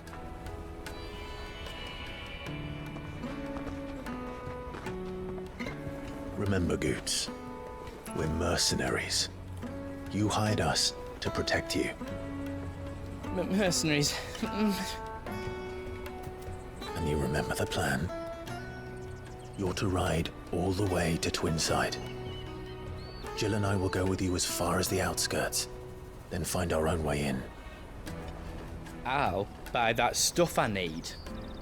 Right. And we'll scout out the Imperial's defenses. There's a square with a big bell tower right in the middle of town. If you get lost, or out goes wrong, we can meet up there. All right. Let's go.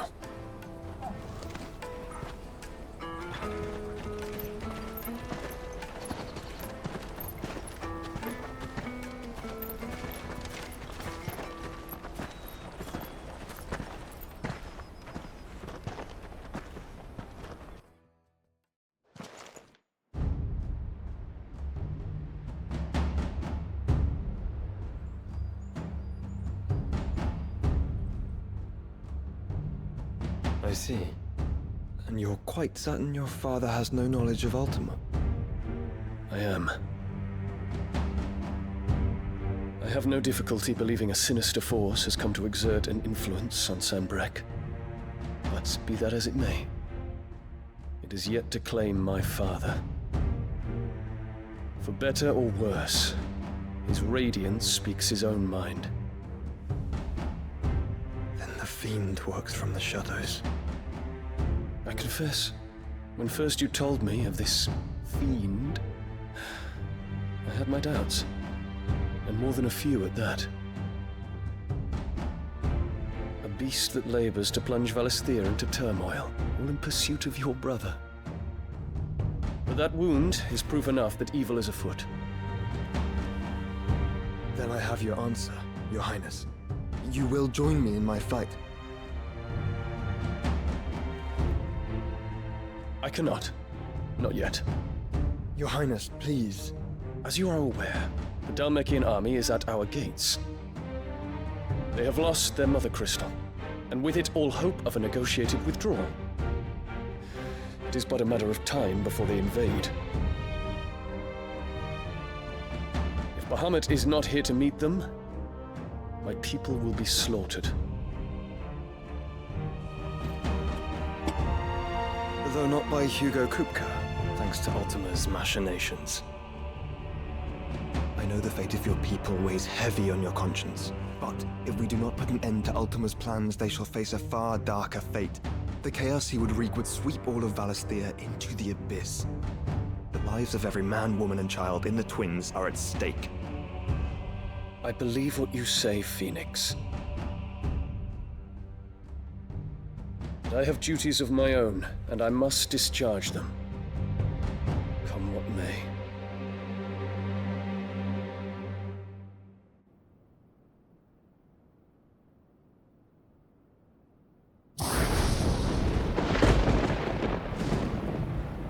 What do you know of my blood?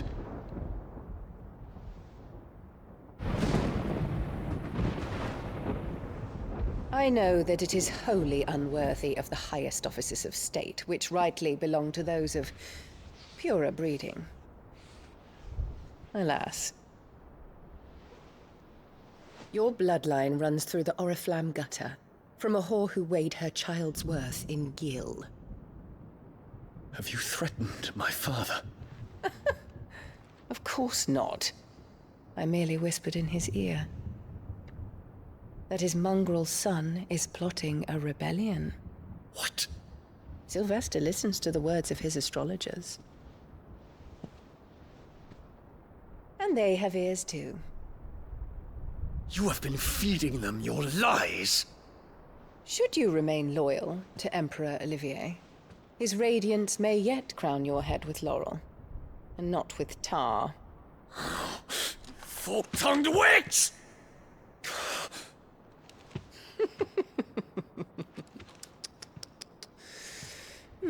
In consideration of your long years of service to the Empire, I shall forgive this uncharacteristic rudeness. Now hurry and make ready, Your Imperial Highness. Emperor Olivier expects much of you, Dion. Or should I say, of Bahamut. May your fire reduce his enemies to ash, till all of Valisthea bows to its rightful ruler.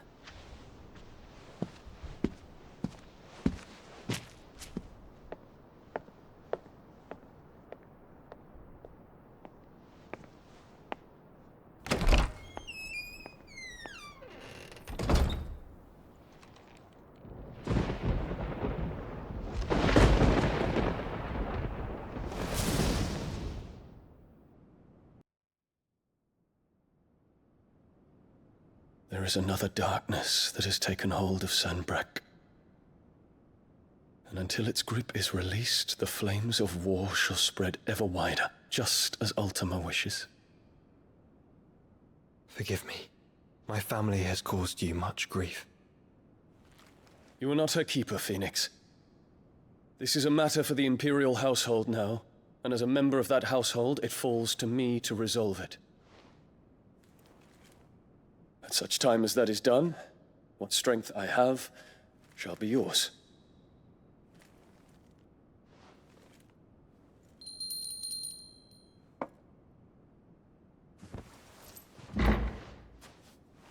Thank you, Your Highness.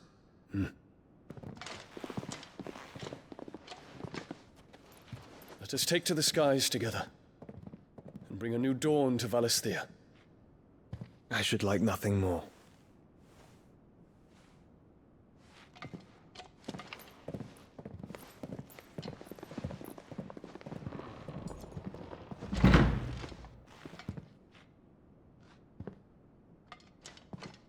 Terence. My prince. Tell me true. Do you believe what I'm about to do is wrong? We dragoons have but one leader, Your Highness. And we shall follow him unto the very end. Thank you. And this is my decree. For their crimes against the crown, the traitorous Annabella and her usurping son shall be put to death, and the Empire restored.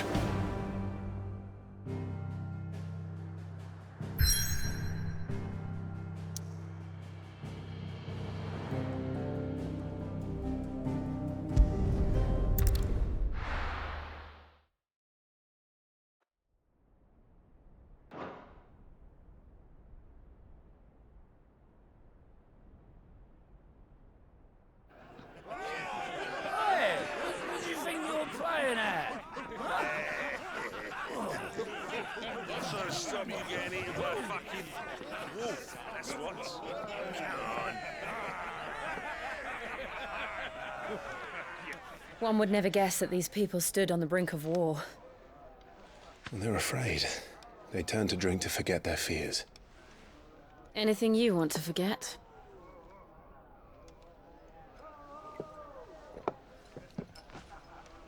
The harbor is empty, and half the market stalls too. The city may seem peaceful on the surface, but it's balanced on a knife edge.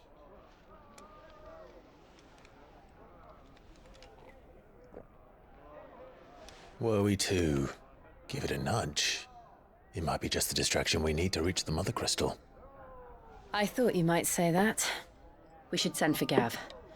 We'll need someone to keep the fires we start from going out. And we can busy ourselves scheming until he gets here. I'll send a Stolas then.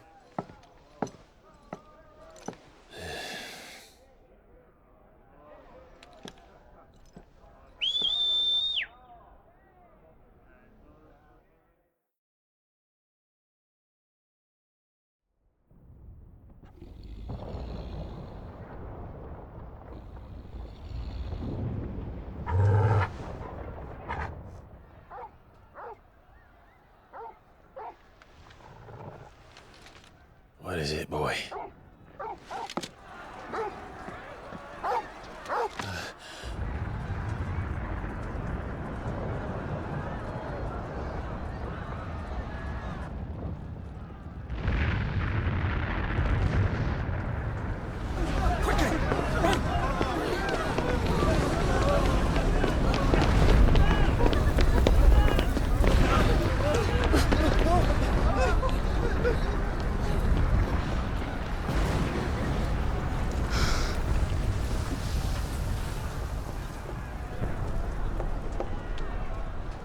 What's happening? I don't know. Torgal!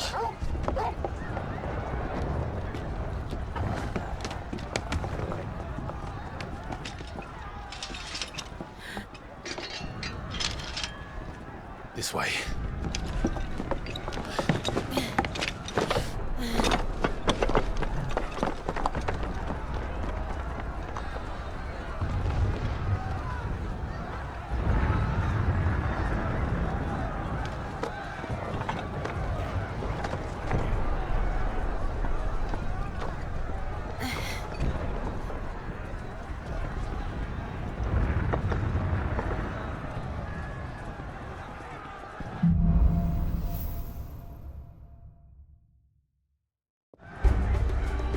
city's on fire.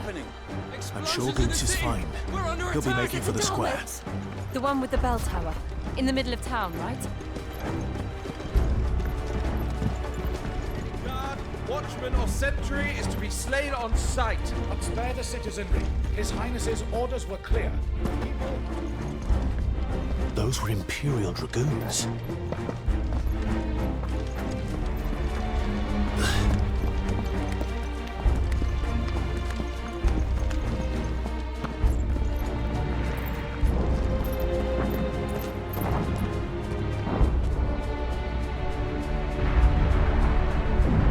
What in the hell is going on? Let's go and see. Right.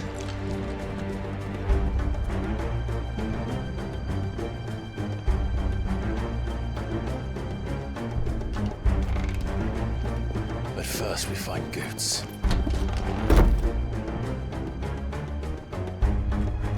I just hope he's all right. You there! Identify yourself! We have to. Titan!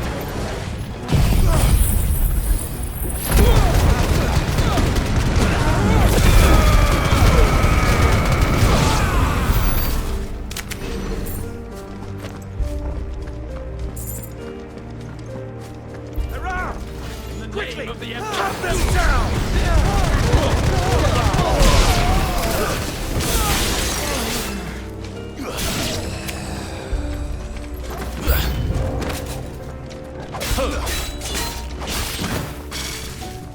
Slow.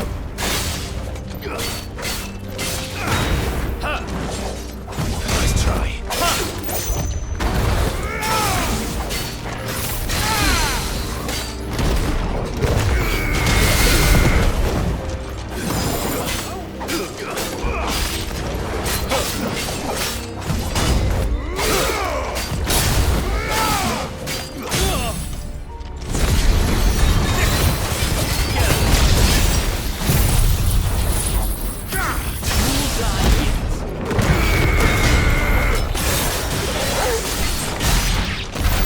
There's no doubt about it.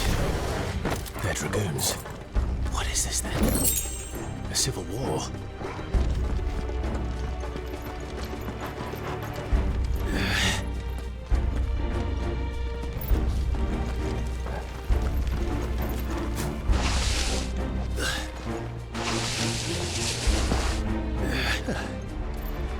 Never thought I'd be glad to fall into a sewer.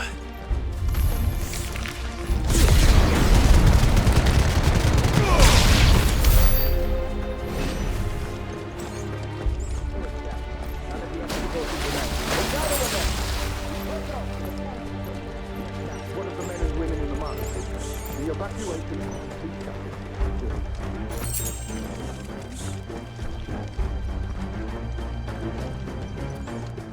There it is.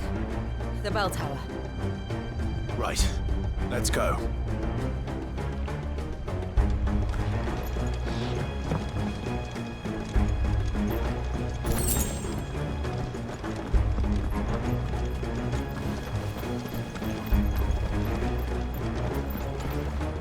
Ah, a goods lift.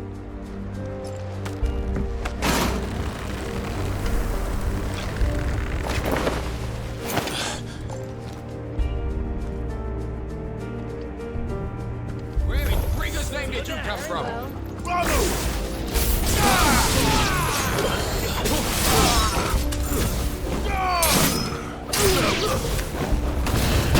Kill me, damn it!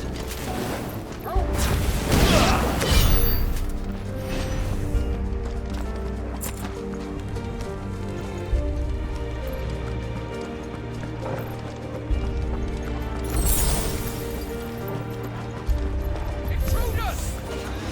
Defend the gates!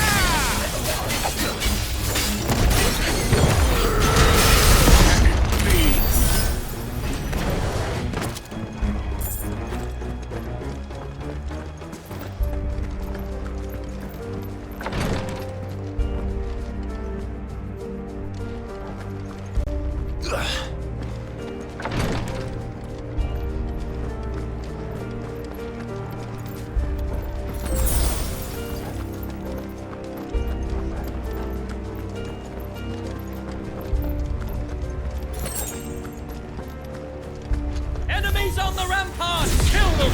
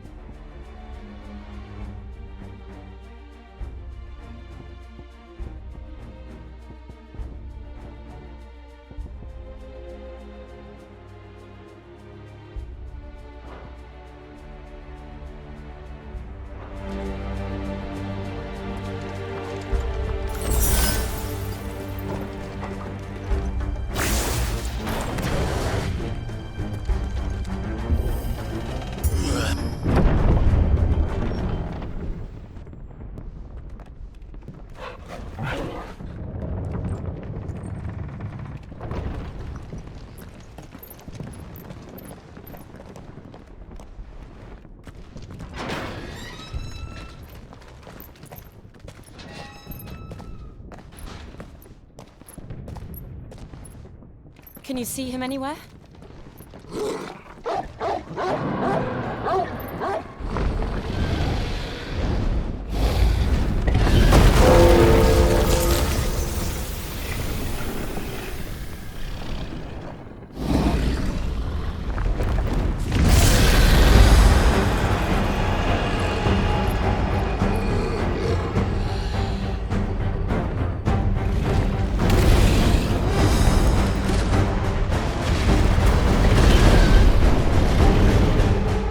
It must be one of the Dragoon's pets.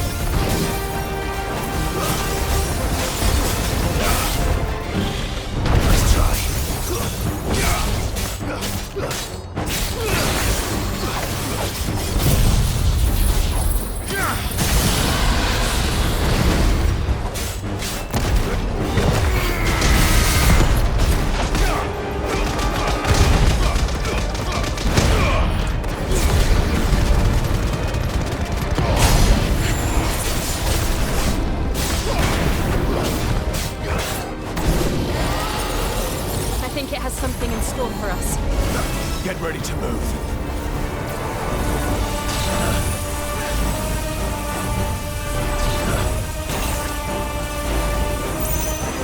Nice try.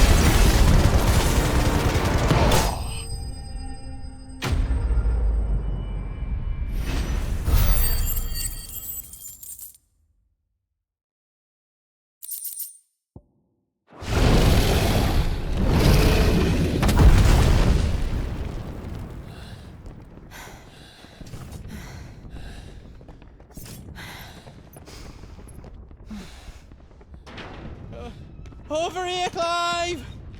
Are you alright? Goots, there you are. I didn't know there'd be a dragon. All right, let's get out of here. Oh! What now? Is that Mother Crystal's heart? What the hell is it doing up there?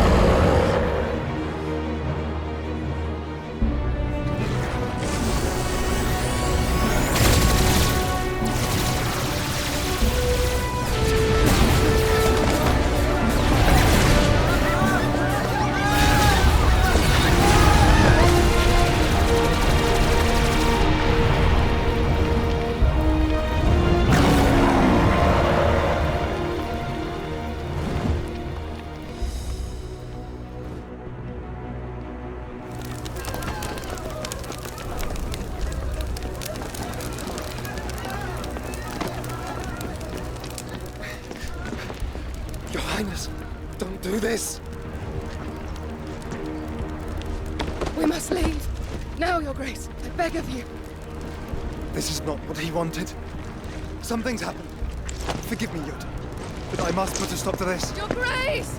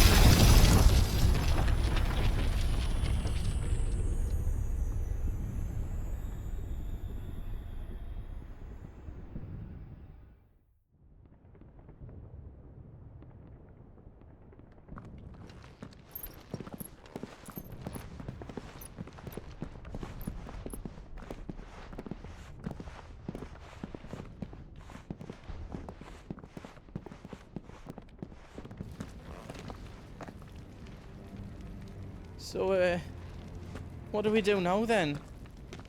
We destroy the heart. Well, you might come back! As soon as the flames die down, the Imperials and the Dalmex will move in. This may be our only chance. And Bahamut has gone for now. You should get as far away as you can, Goots.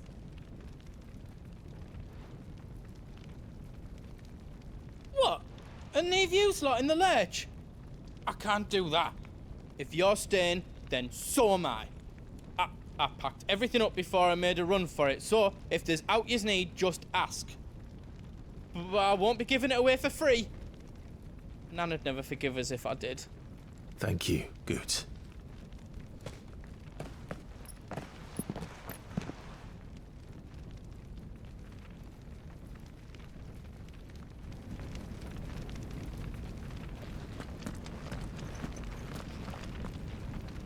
Just let me get me stuff out. You want us to make you something?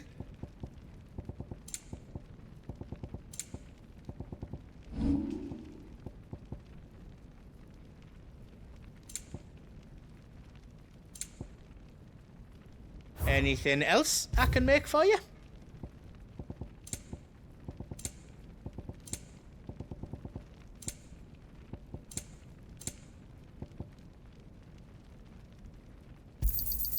Thank you. Is there else you need? A pleasure doing business with you. You've got everything you need then?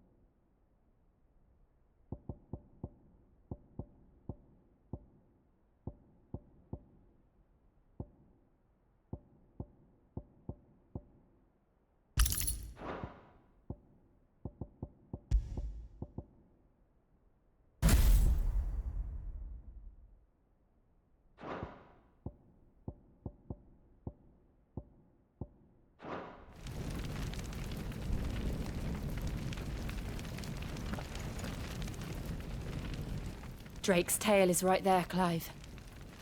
It's time to free Storm from the crystal's curse.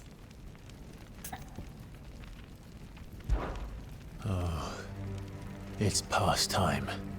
But remember, Bahamut is still out there. And I dare say we'll be seeing him again before the night is done.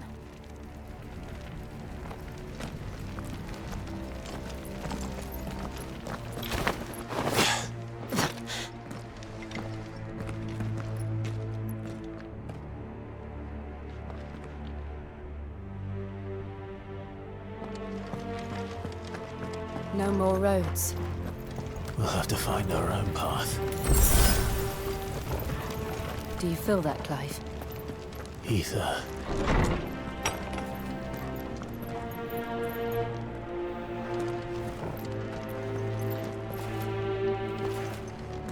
Just what we need. Another flood. It's already turned them. Then there's no reason to hold back.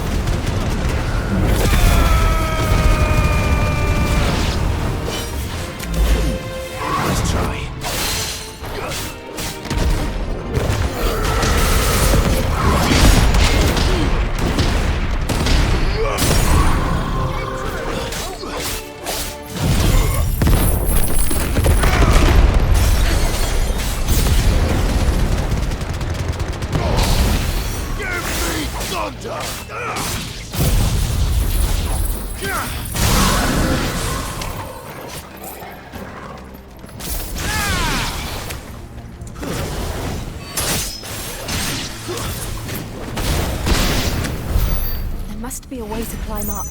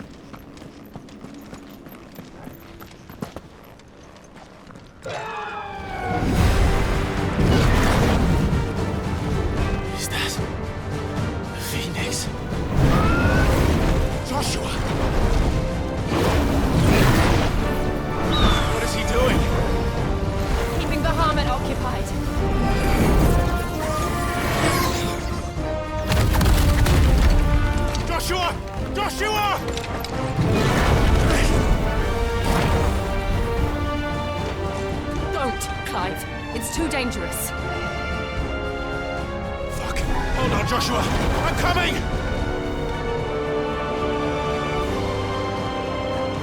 We have to save him. And we will. We just need to keep moving.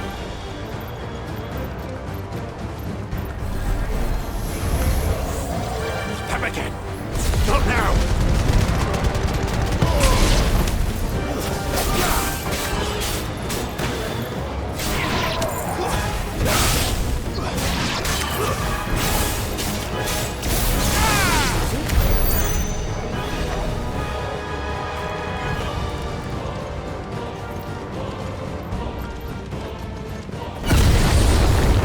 What was that? Bahamut. He'll kill us all.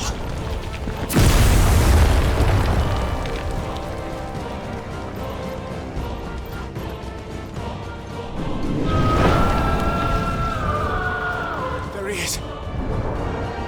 Joshua! I'm here, brother! Clive. He can't hear you. Joshua! They're heading for the heart. And so should we.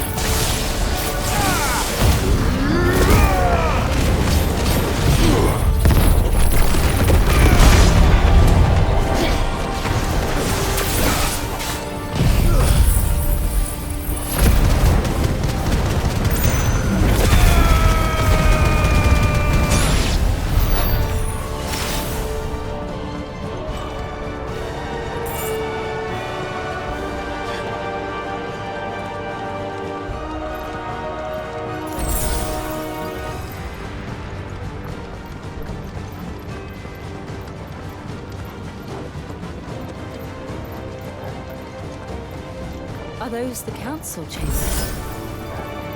How are they still standing? I don't know.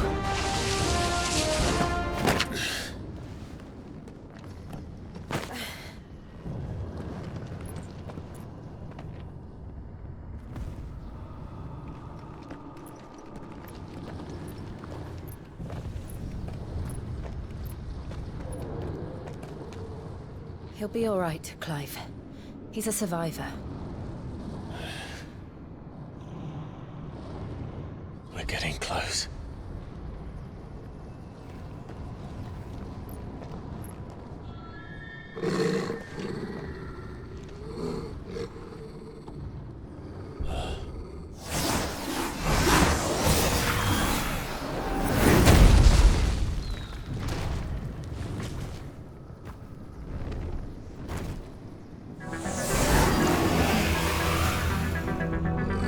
Looks like somebody doesn't want us getting any closer. I don't care what it wants. Neither do I.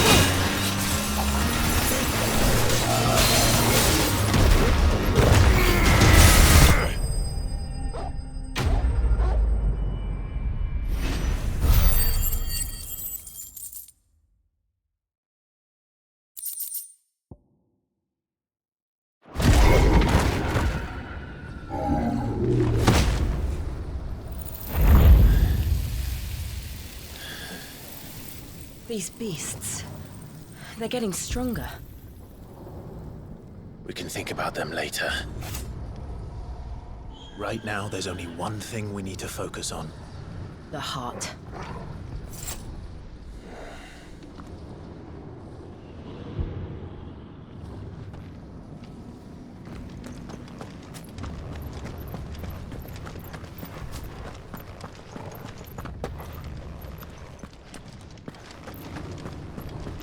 We might be able to get up through the building.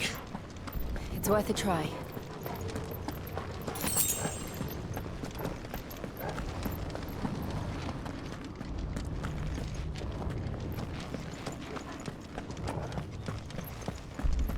Quiet. There's someone up there.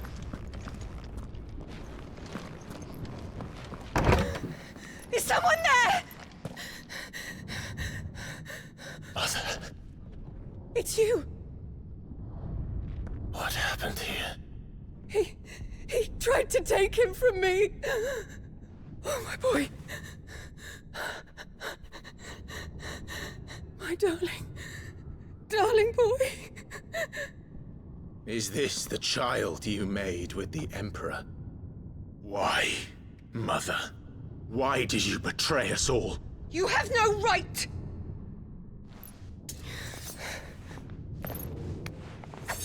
Answer him. We took you in, savage. Show some respect for those who raised you.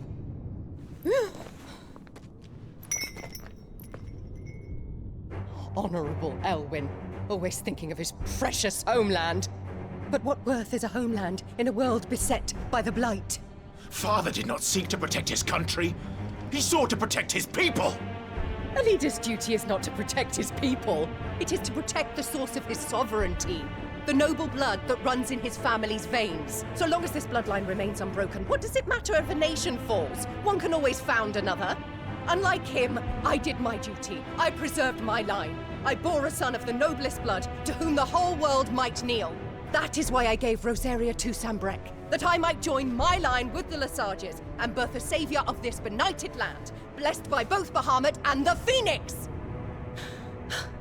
You sold your country for a child. Why did he need another?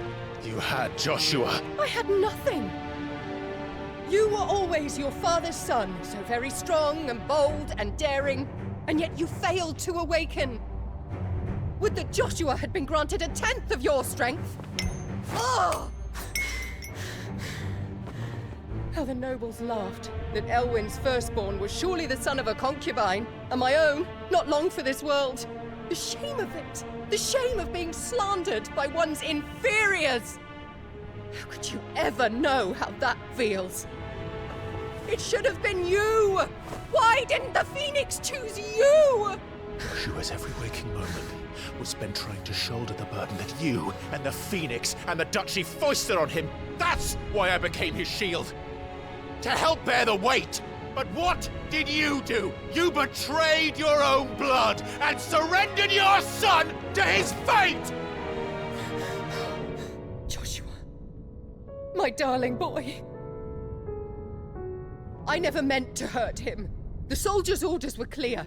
He was to be spared. Why did you survive when the only one I truly cared for died? What?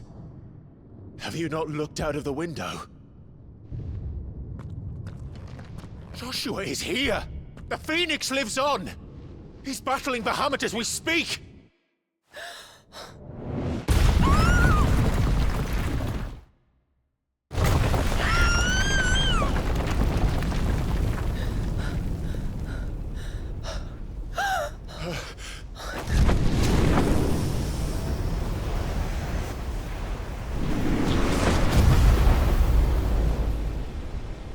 Joshua! Wake up!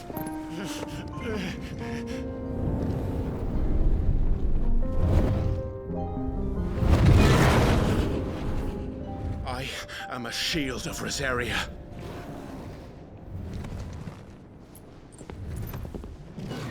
And I will do my duty. What are you...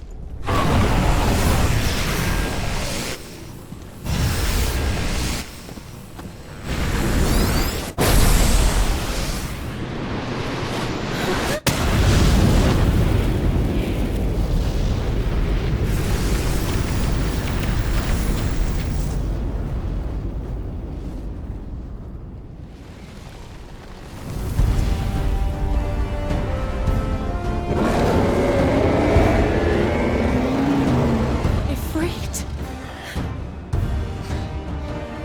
Clive. Joshua. Clive!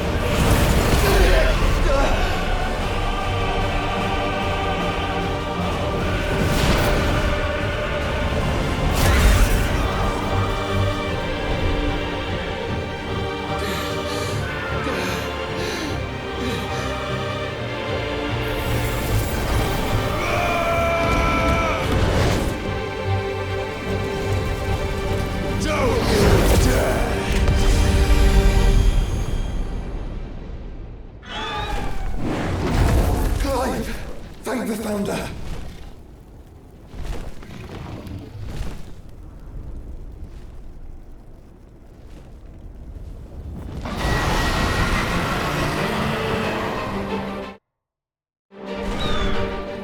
It's now or never, Joshua.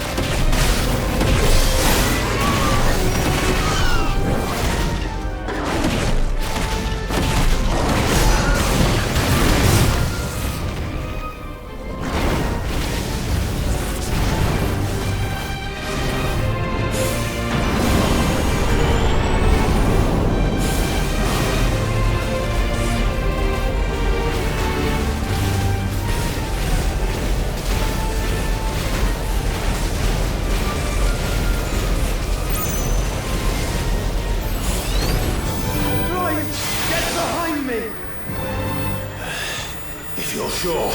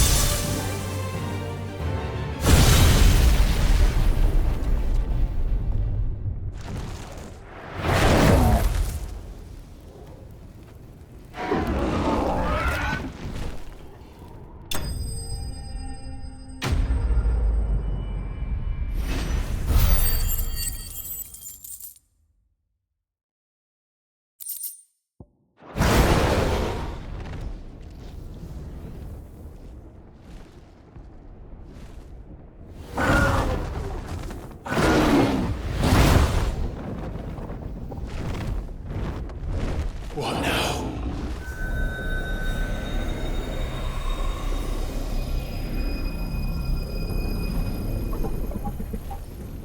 This is drinking the ether. We have to stop him.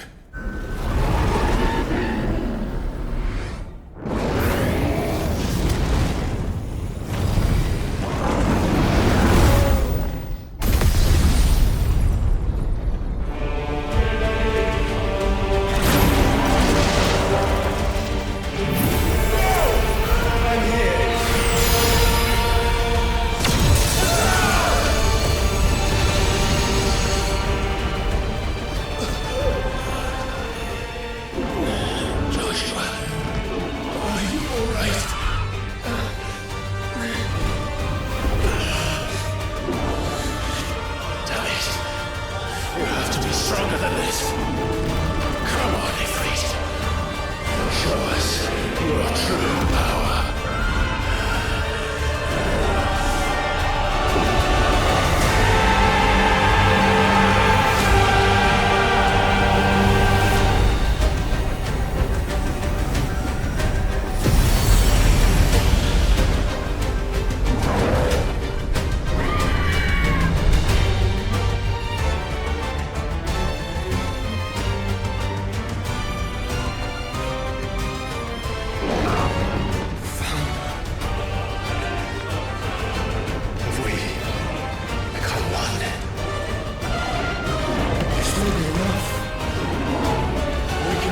Clive. We can. And we will. Together.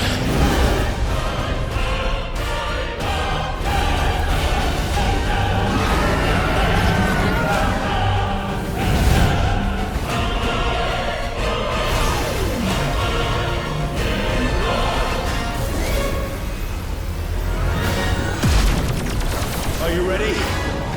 Ready!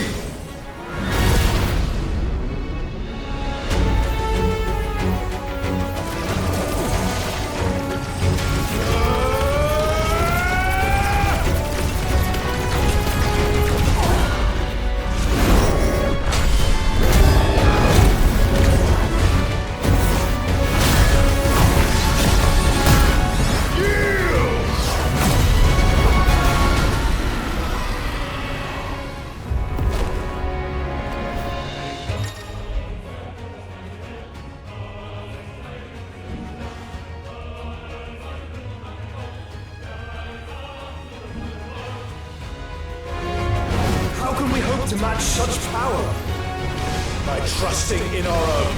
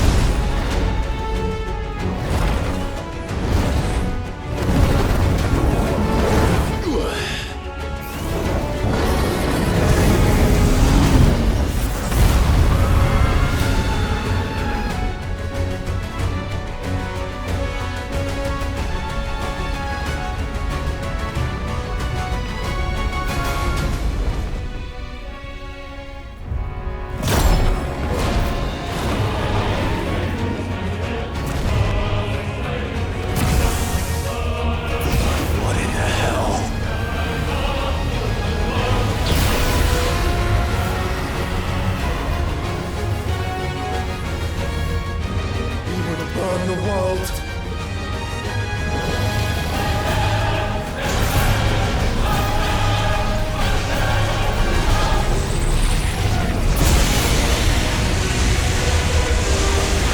Not today.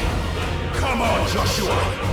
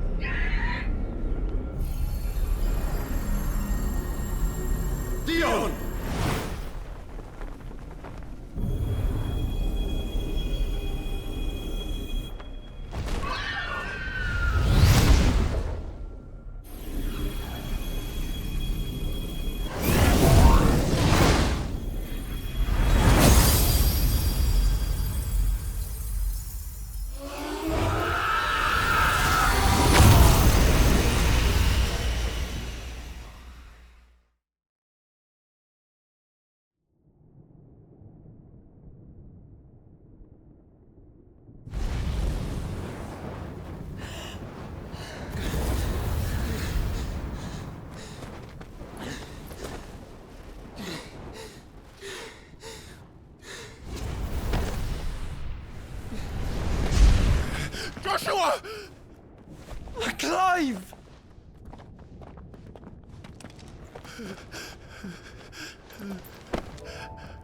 My brother. I'm sorry. I'm so sorry. You're alive. We both are. Nothing else matters.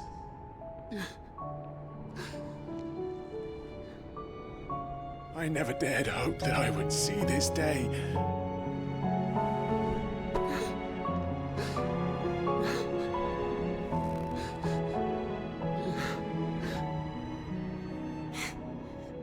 Reunited at last. Jill.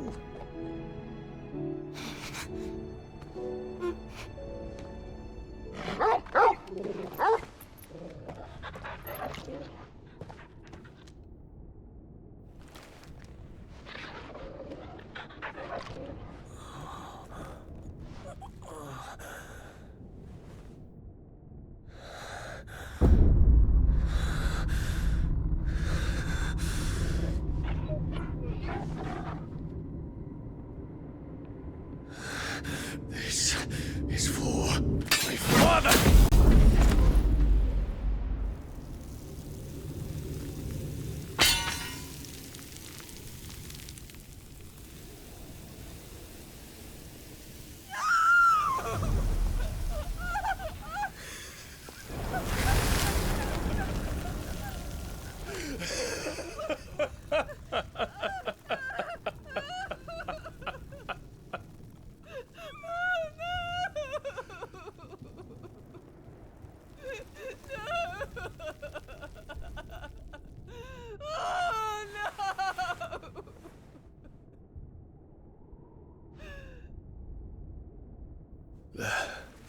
It is done. The demon that would tear our house apart is no more. Father.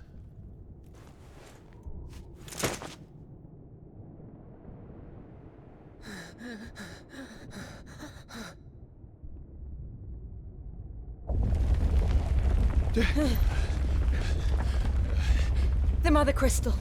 It's collapsing. Right. We need to leave. No. Wait.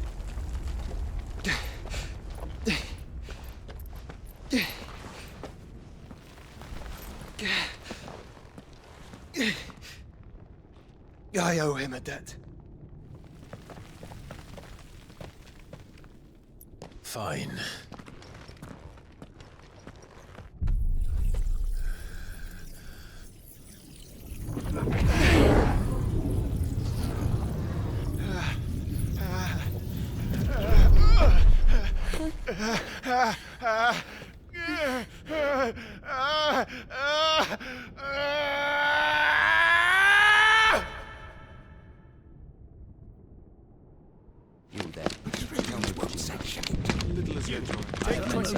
Don't reinforce the walls. Situation. Report, Captain.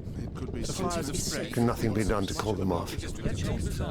I regret not, Your Radiance. The Dragoons answer to none but His Imperial Highness. The Council is powerless to intervene. We're hearing reports of rebel Madness is this, Dion. throughout the neighboring districts. Focus all efforts on extinguishing the fires around the capital. The city can wait. Don't dally, man, go! Your Radiance. And I want you to find out about Dalmec's movements. By the light! Dion, have you taken leave of your senses? Call off the Dragoons at once! Fear not. The populace will come to no harm at their hands.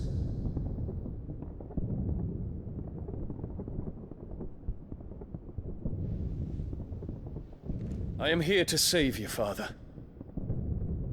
Save me? A creeping darkness hides in the heart of Sanbreque. It stems from your wife, the traitorous Annabella.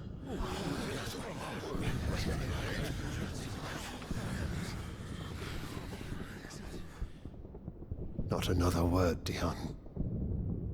Father, though you may not see it, the darkness has taken hold of you. It has made you forget yourself. But I bid you remember, there was a time when you ruled not with cruelty, but with compassion.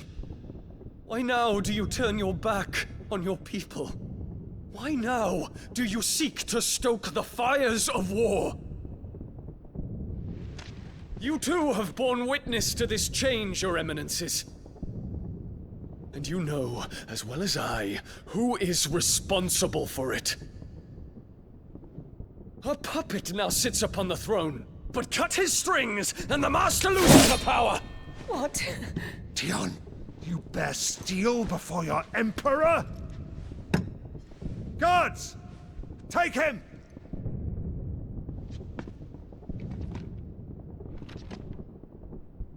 For every citizen who falls, another can be bred. For every home that burns, another can be built. Those were your words. But when the last of your citizens has fallen, and all of their homes have been reduced to ash, what will become of your empire, of its rulers, of your god? As the Mother Crystals crumble one by one, and the Blight sweeps in to claim all that we hold dear, our people look to their Emperor for protection. Yet he labors not to secure their futures, but to seize what is left of the twins for himself! Even if it should come at the cost of everything his loyal citizens have labored to build! Dion, you must understand. A small price to pay, is it not? You've been blessed with great power, Dion. Enough to win me the world. So go, claim Valisthea for me, brother.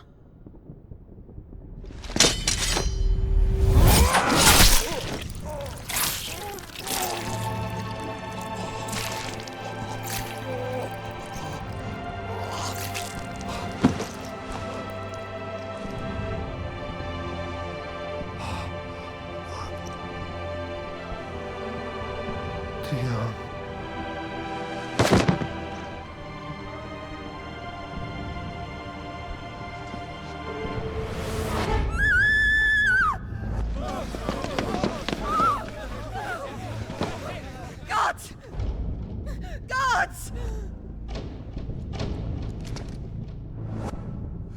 Father. Poor father. How he doted on his children. That he would die to protect me was plain. It was but a matter of when. You planned this? You did well to endure so long. But you broke in the end, as I knew you would. And now Muthos approaches. Put him to the proof. I would see if he breaks. Go, Bahamut. Kinslayer.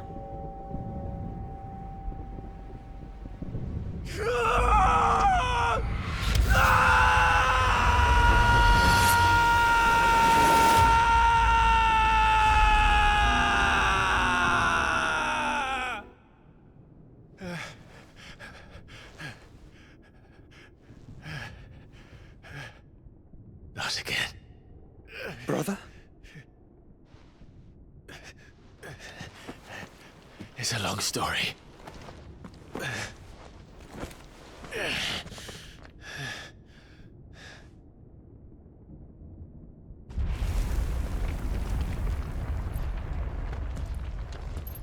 You cannot stay here, Mother. Come. Take my hand.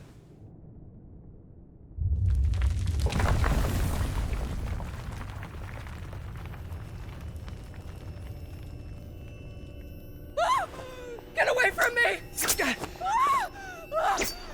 This is all just a dream, just a bad dream! You will not take me, Shadow! You will not take me!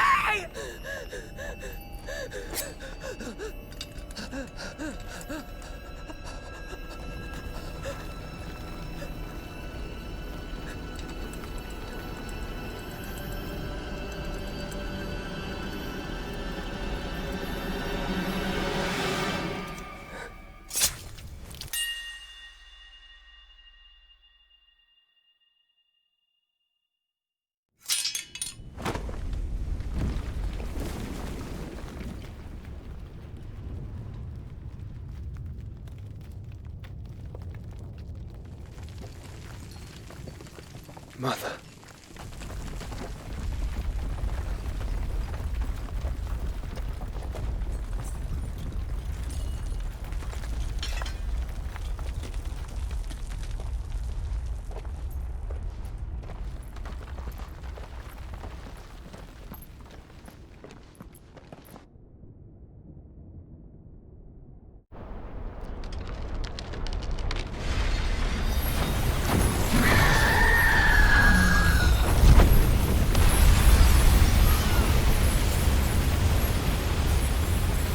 If it is consciousness that weaves your wills together,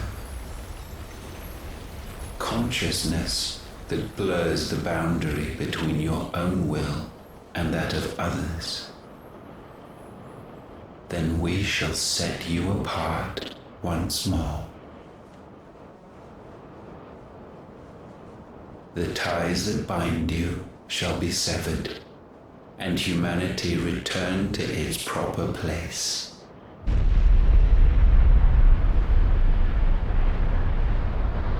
By primogenesis shall a new age of reason begin.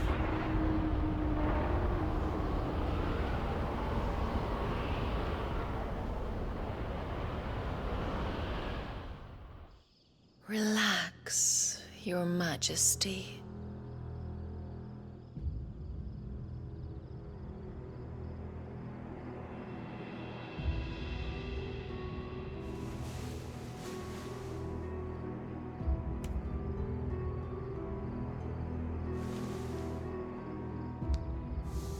Don't you want to play?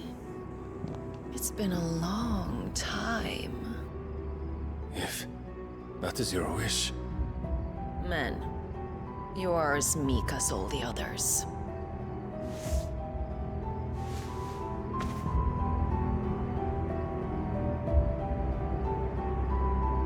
Such feeble creatures.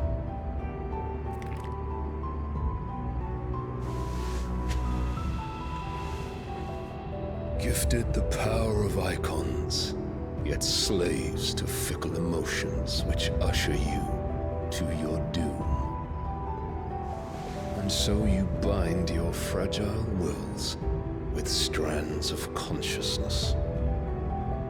The wretched handiwork of a wretched people. The sons of fire were united at last, and for but a moment their flame burned bright. Soon Mythos shall become our perfect vessel. And then shall the world be remade. Not before the bonds are severed, of trust, of respect, of love. Only when every strand of consciousness is cut away, may Mythos return to our side. By primogenesis shall all be undone. Mankind shall be rid of his wretchedness, and Mythos of his will. But while he yet clings to it, he has the power to forge bonds anew. And so we bid you, find Mythos, and sever every one. To destroy that which has no physical form, you ask the impossible. There is nothing your black blade cannot cut, Odin. We shall unite with Mythos, and bring forth a new world. So long as our vessel remains unclaimed by humanity. It shall be done, Master. My will is yours.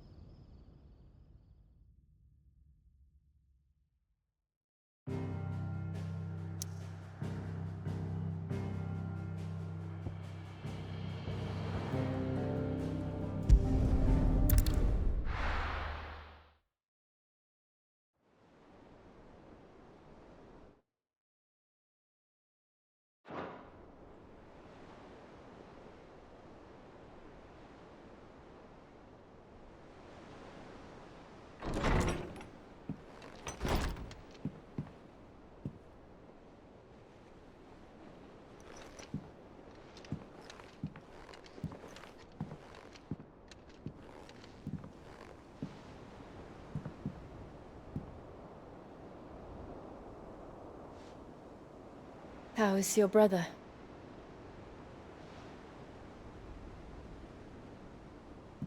Asleep since I returned from the Dominion. Taya says he should be back on his feet soon enough. For a while, at least. She discovered something on his chest.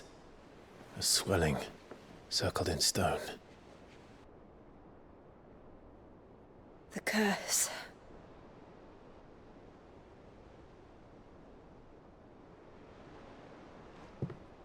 For every mountain we climb, another rises up to greet us, doesn't it? It's never ending.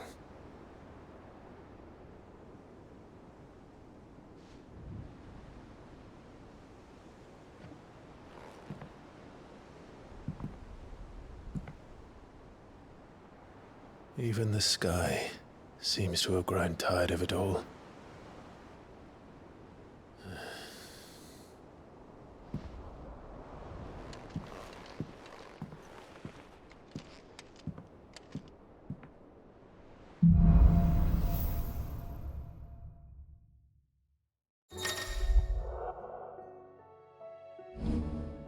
Taya will be happy. happy if I disturb Joshua. While he rests, I might as well see what Otter has to say.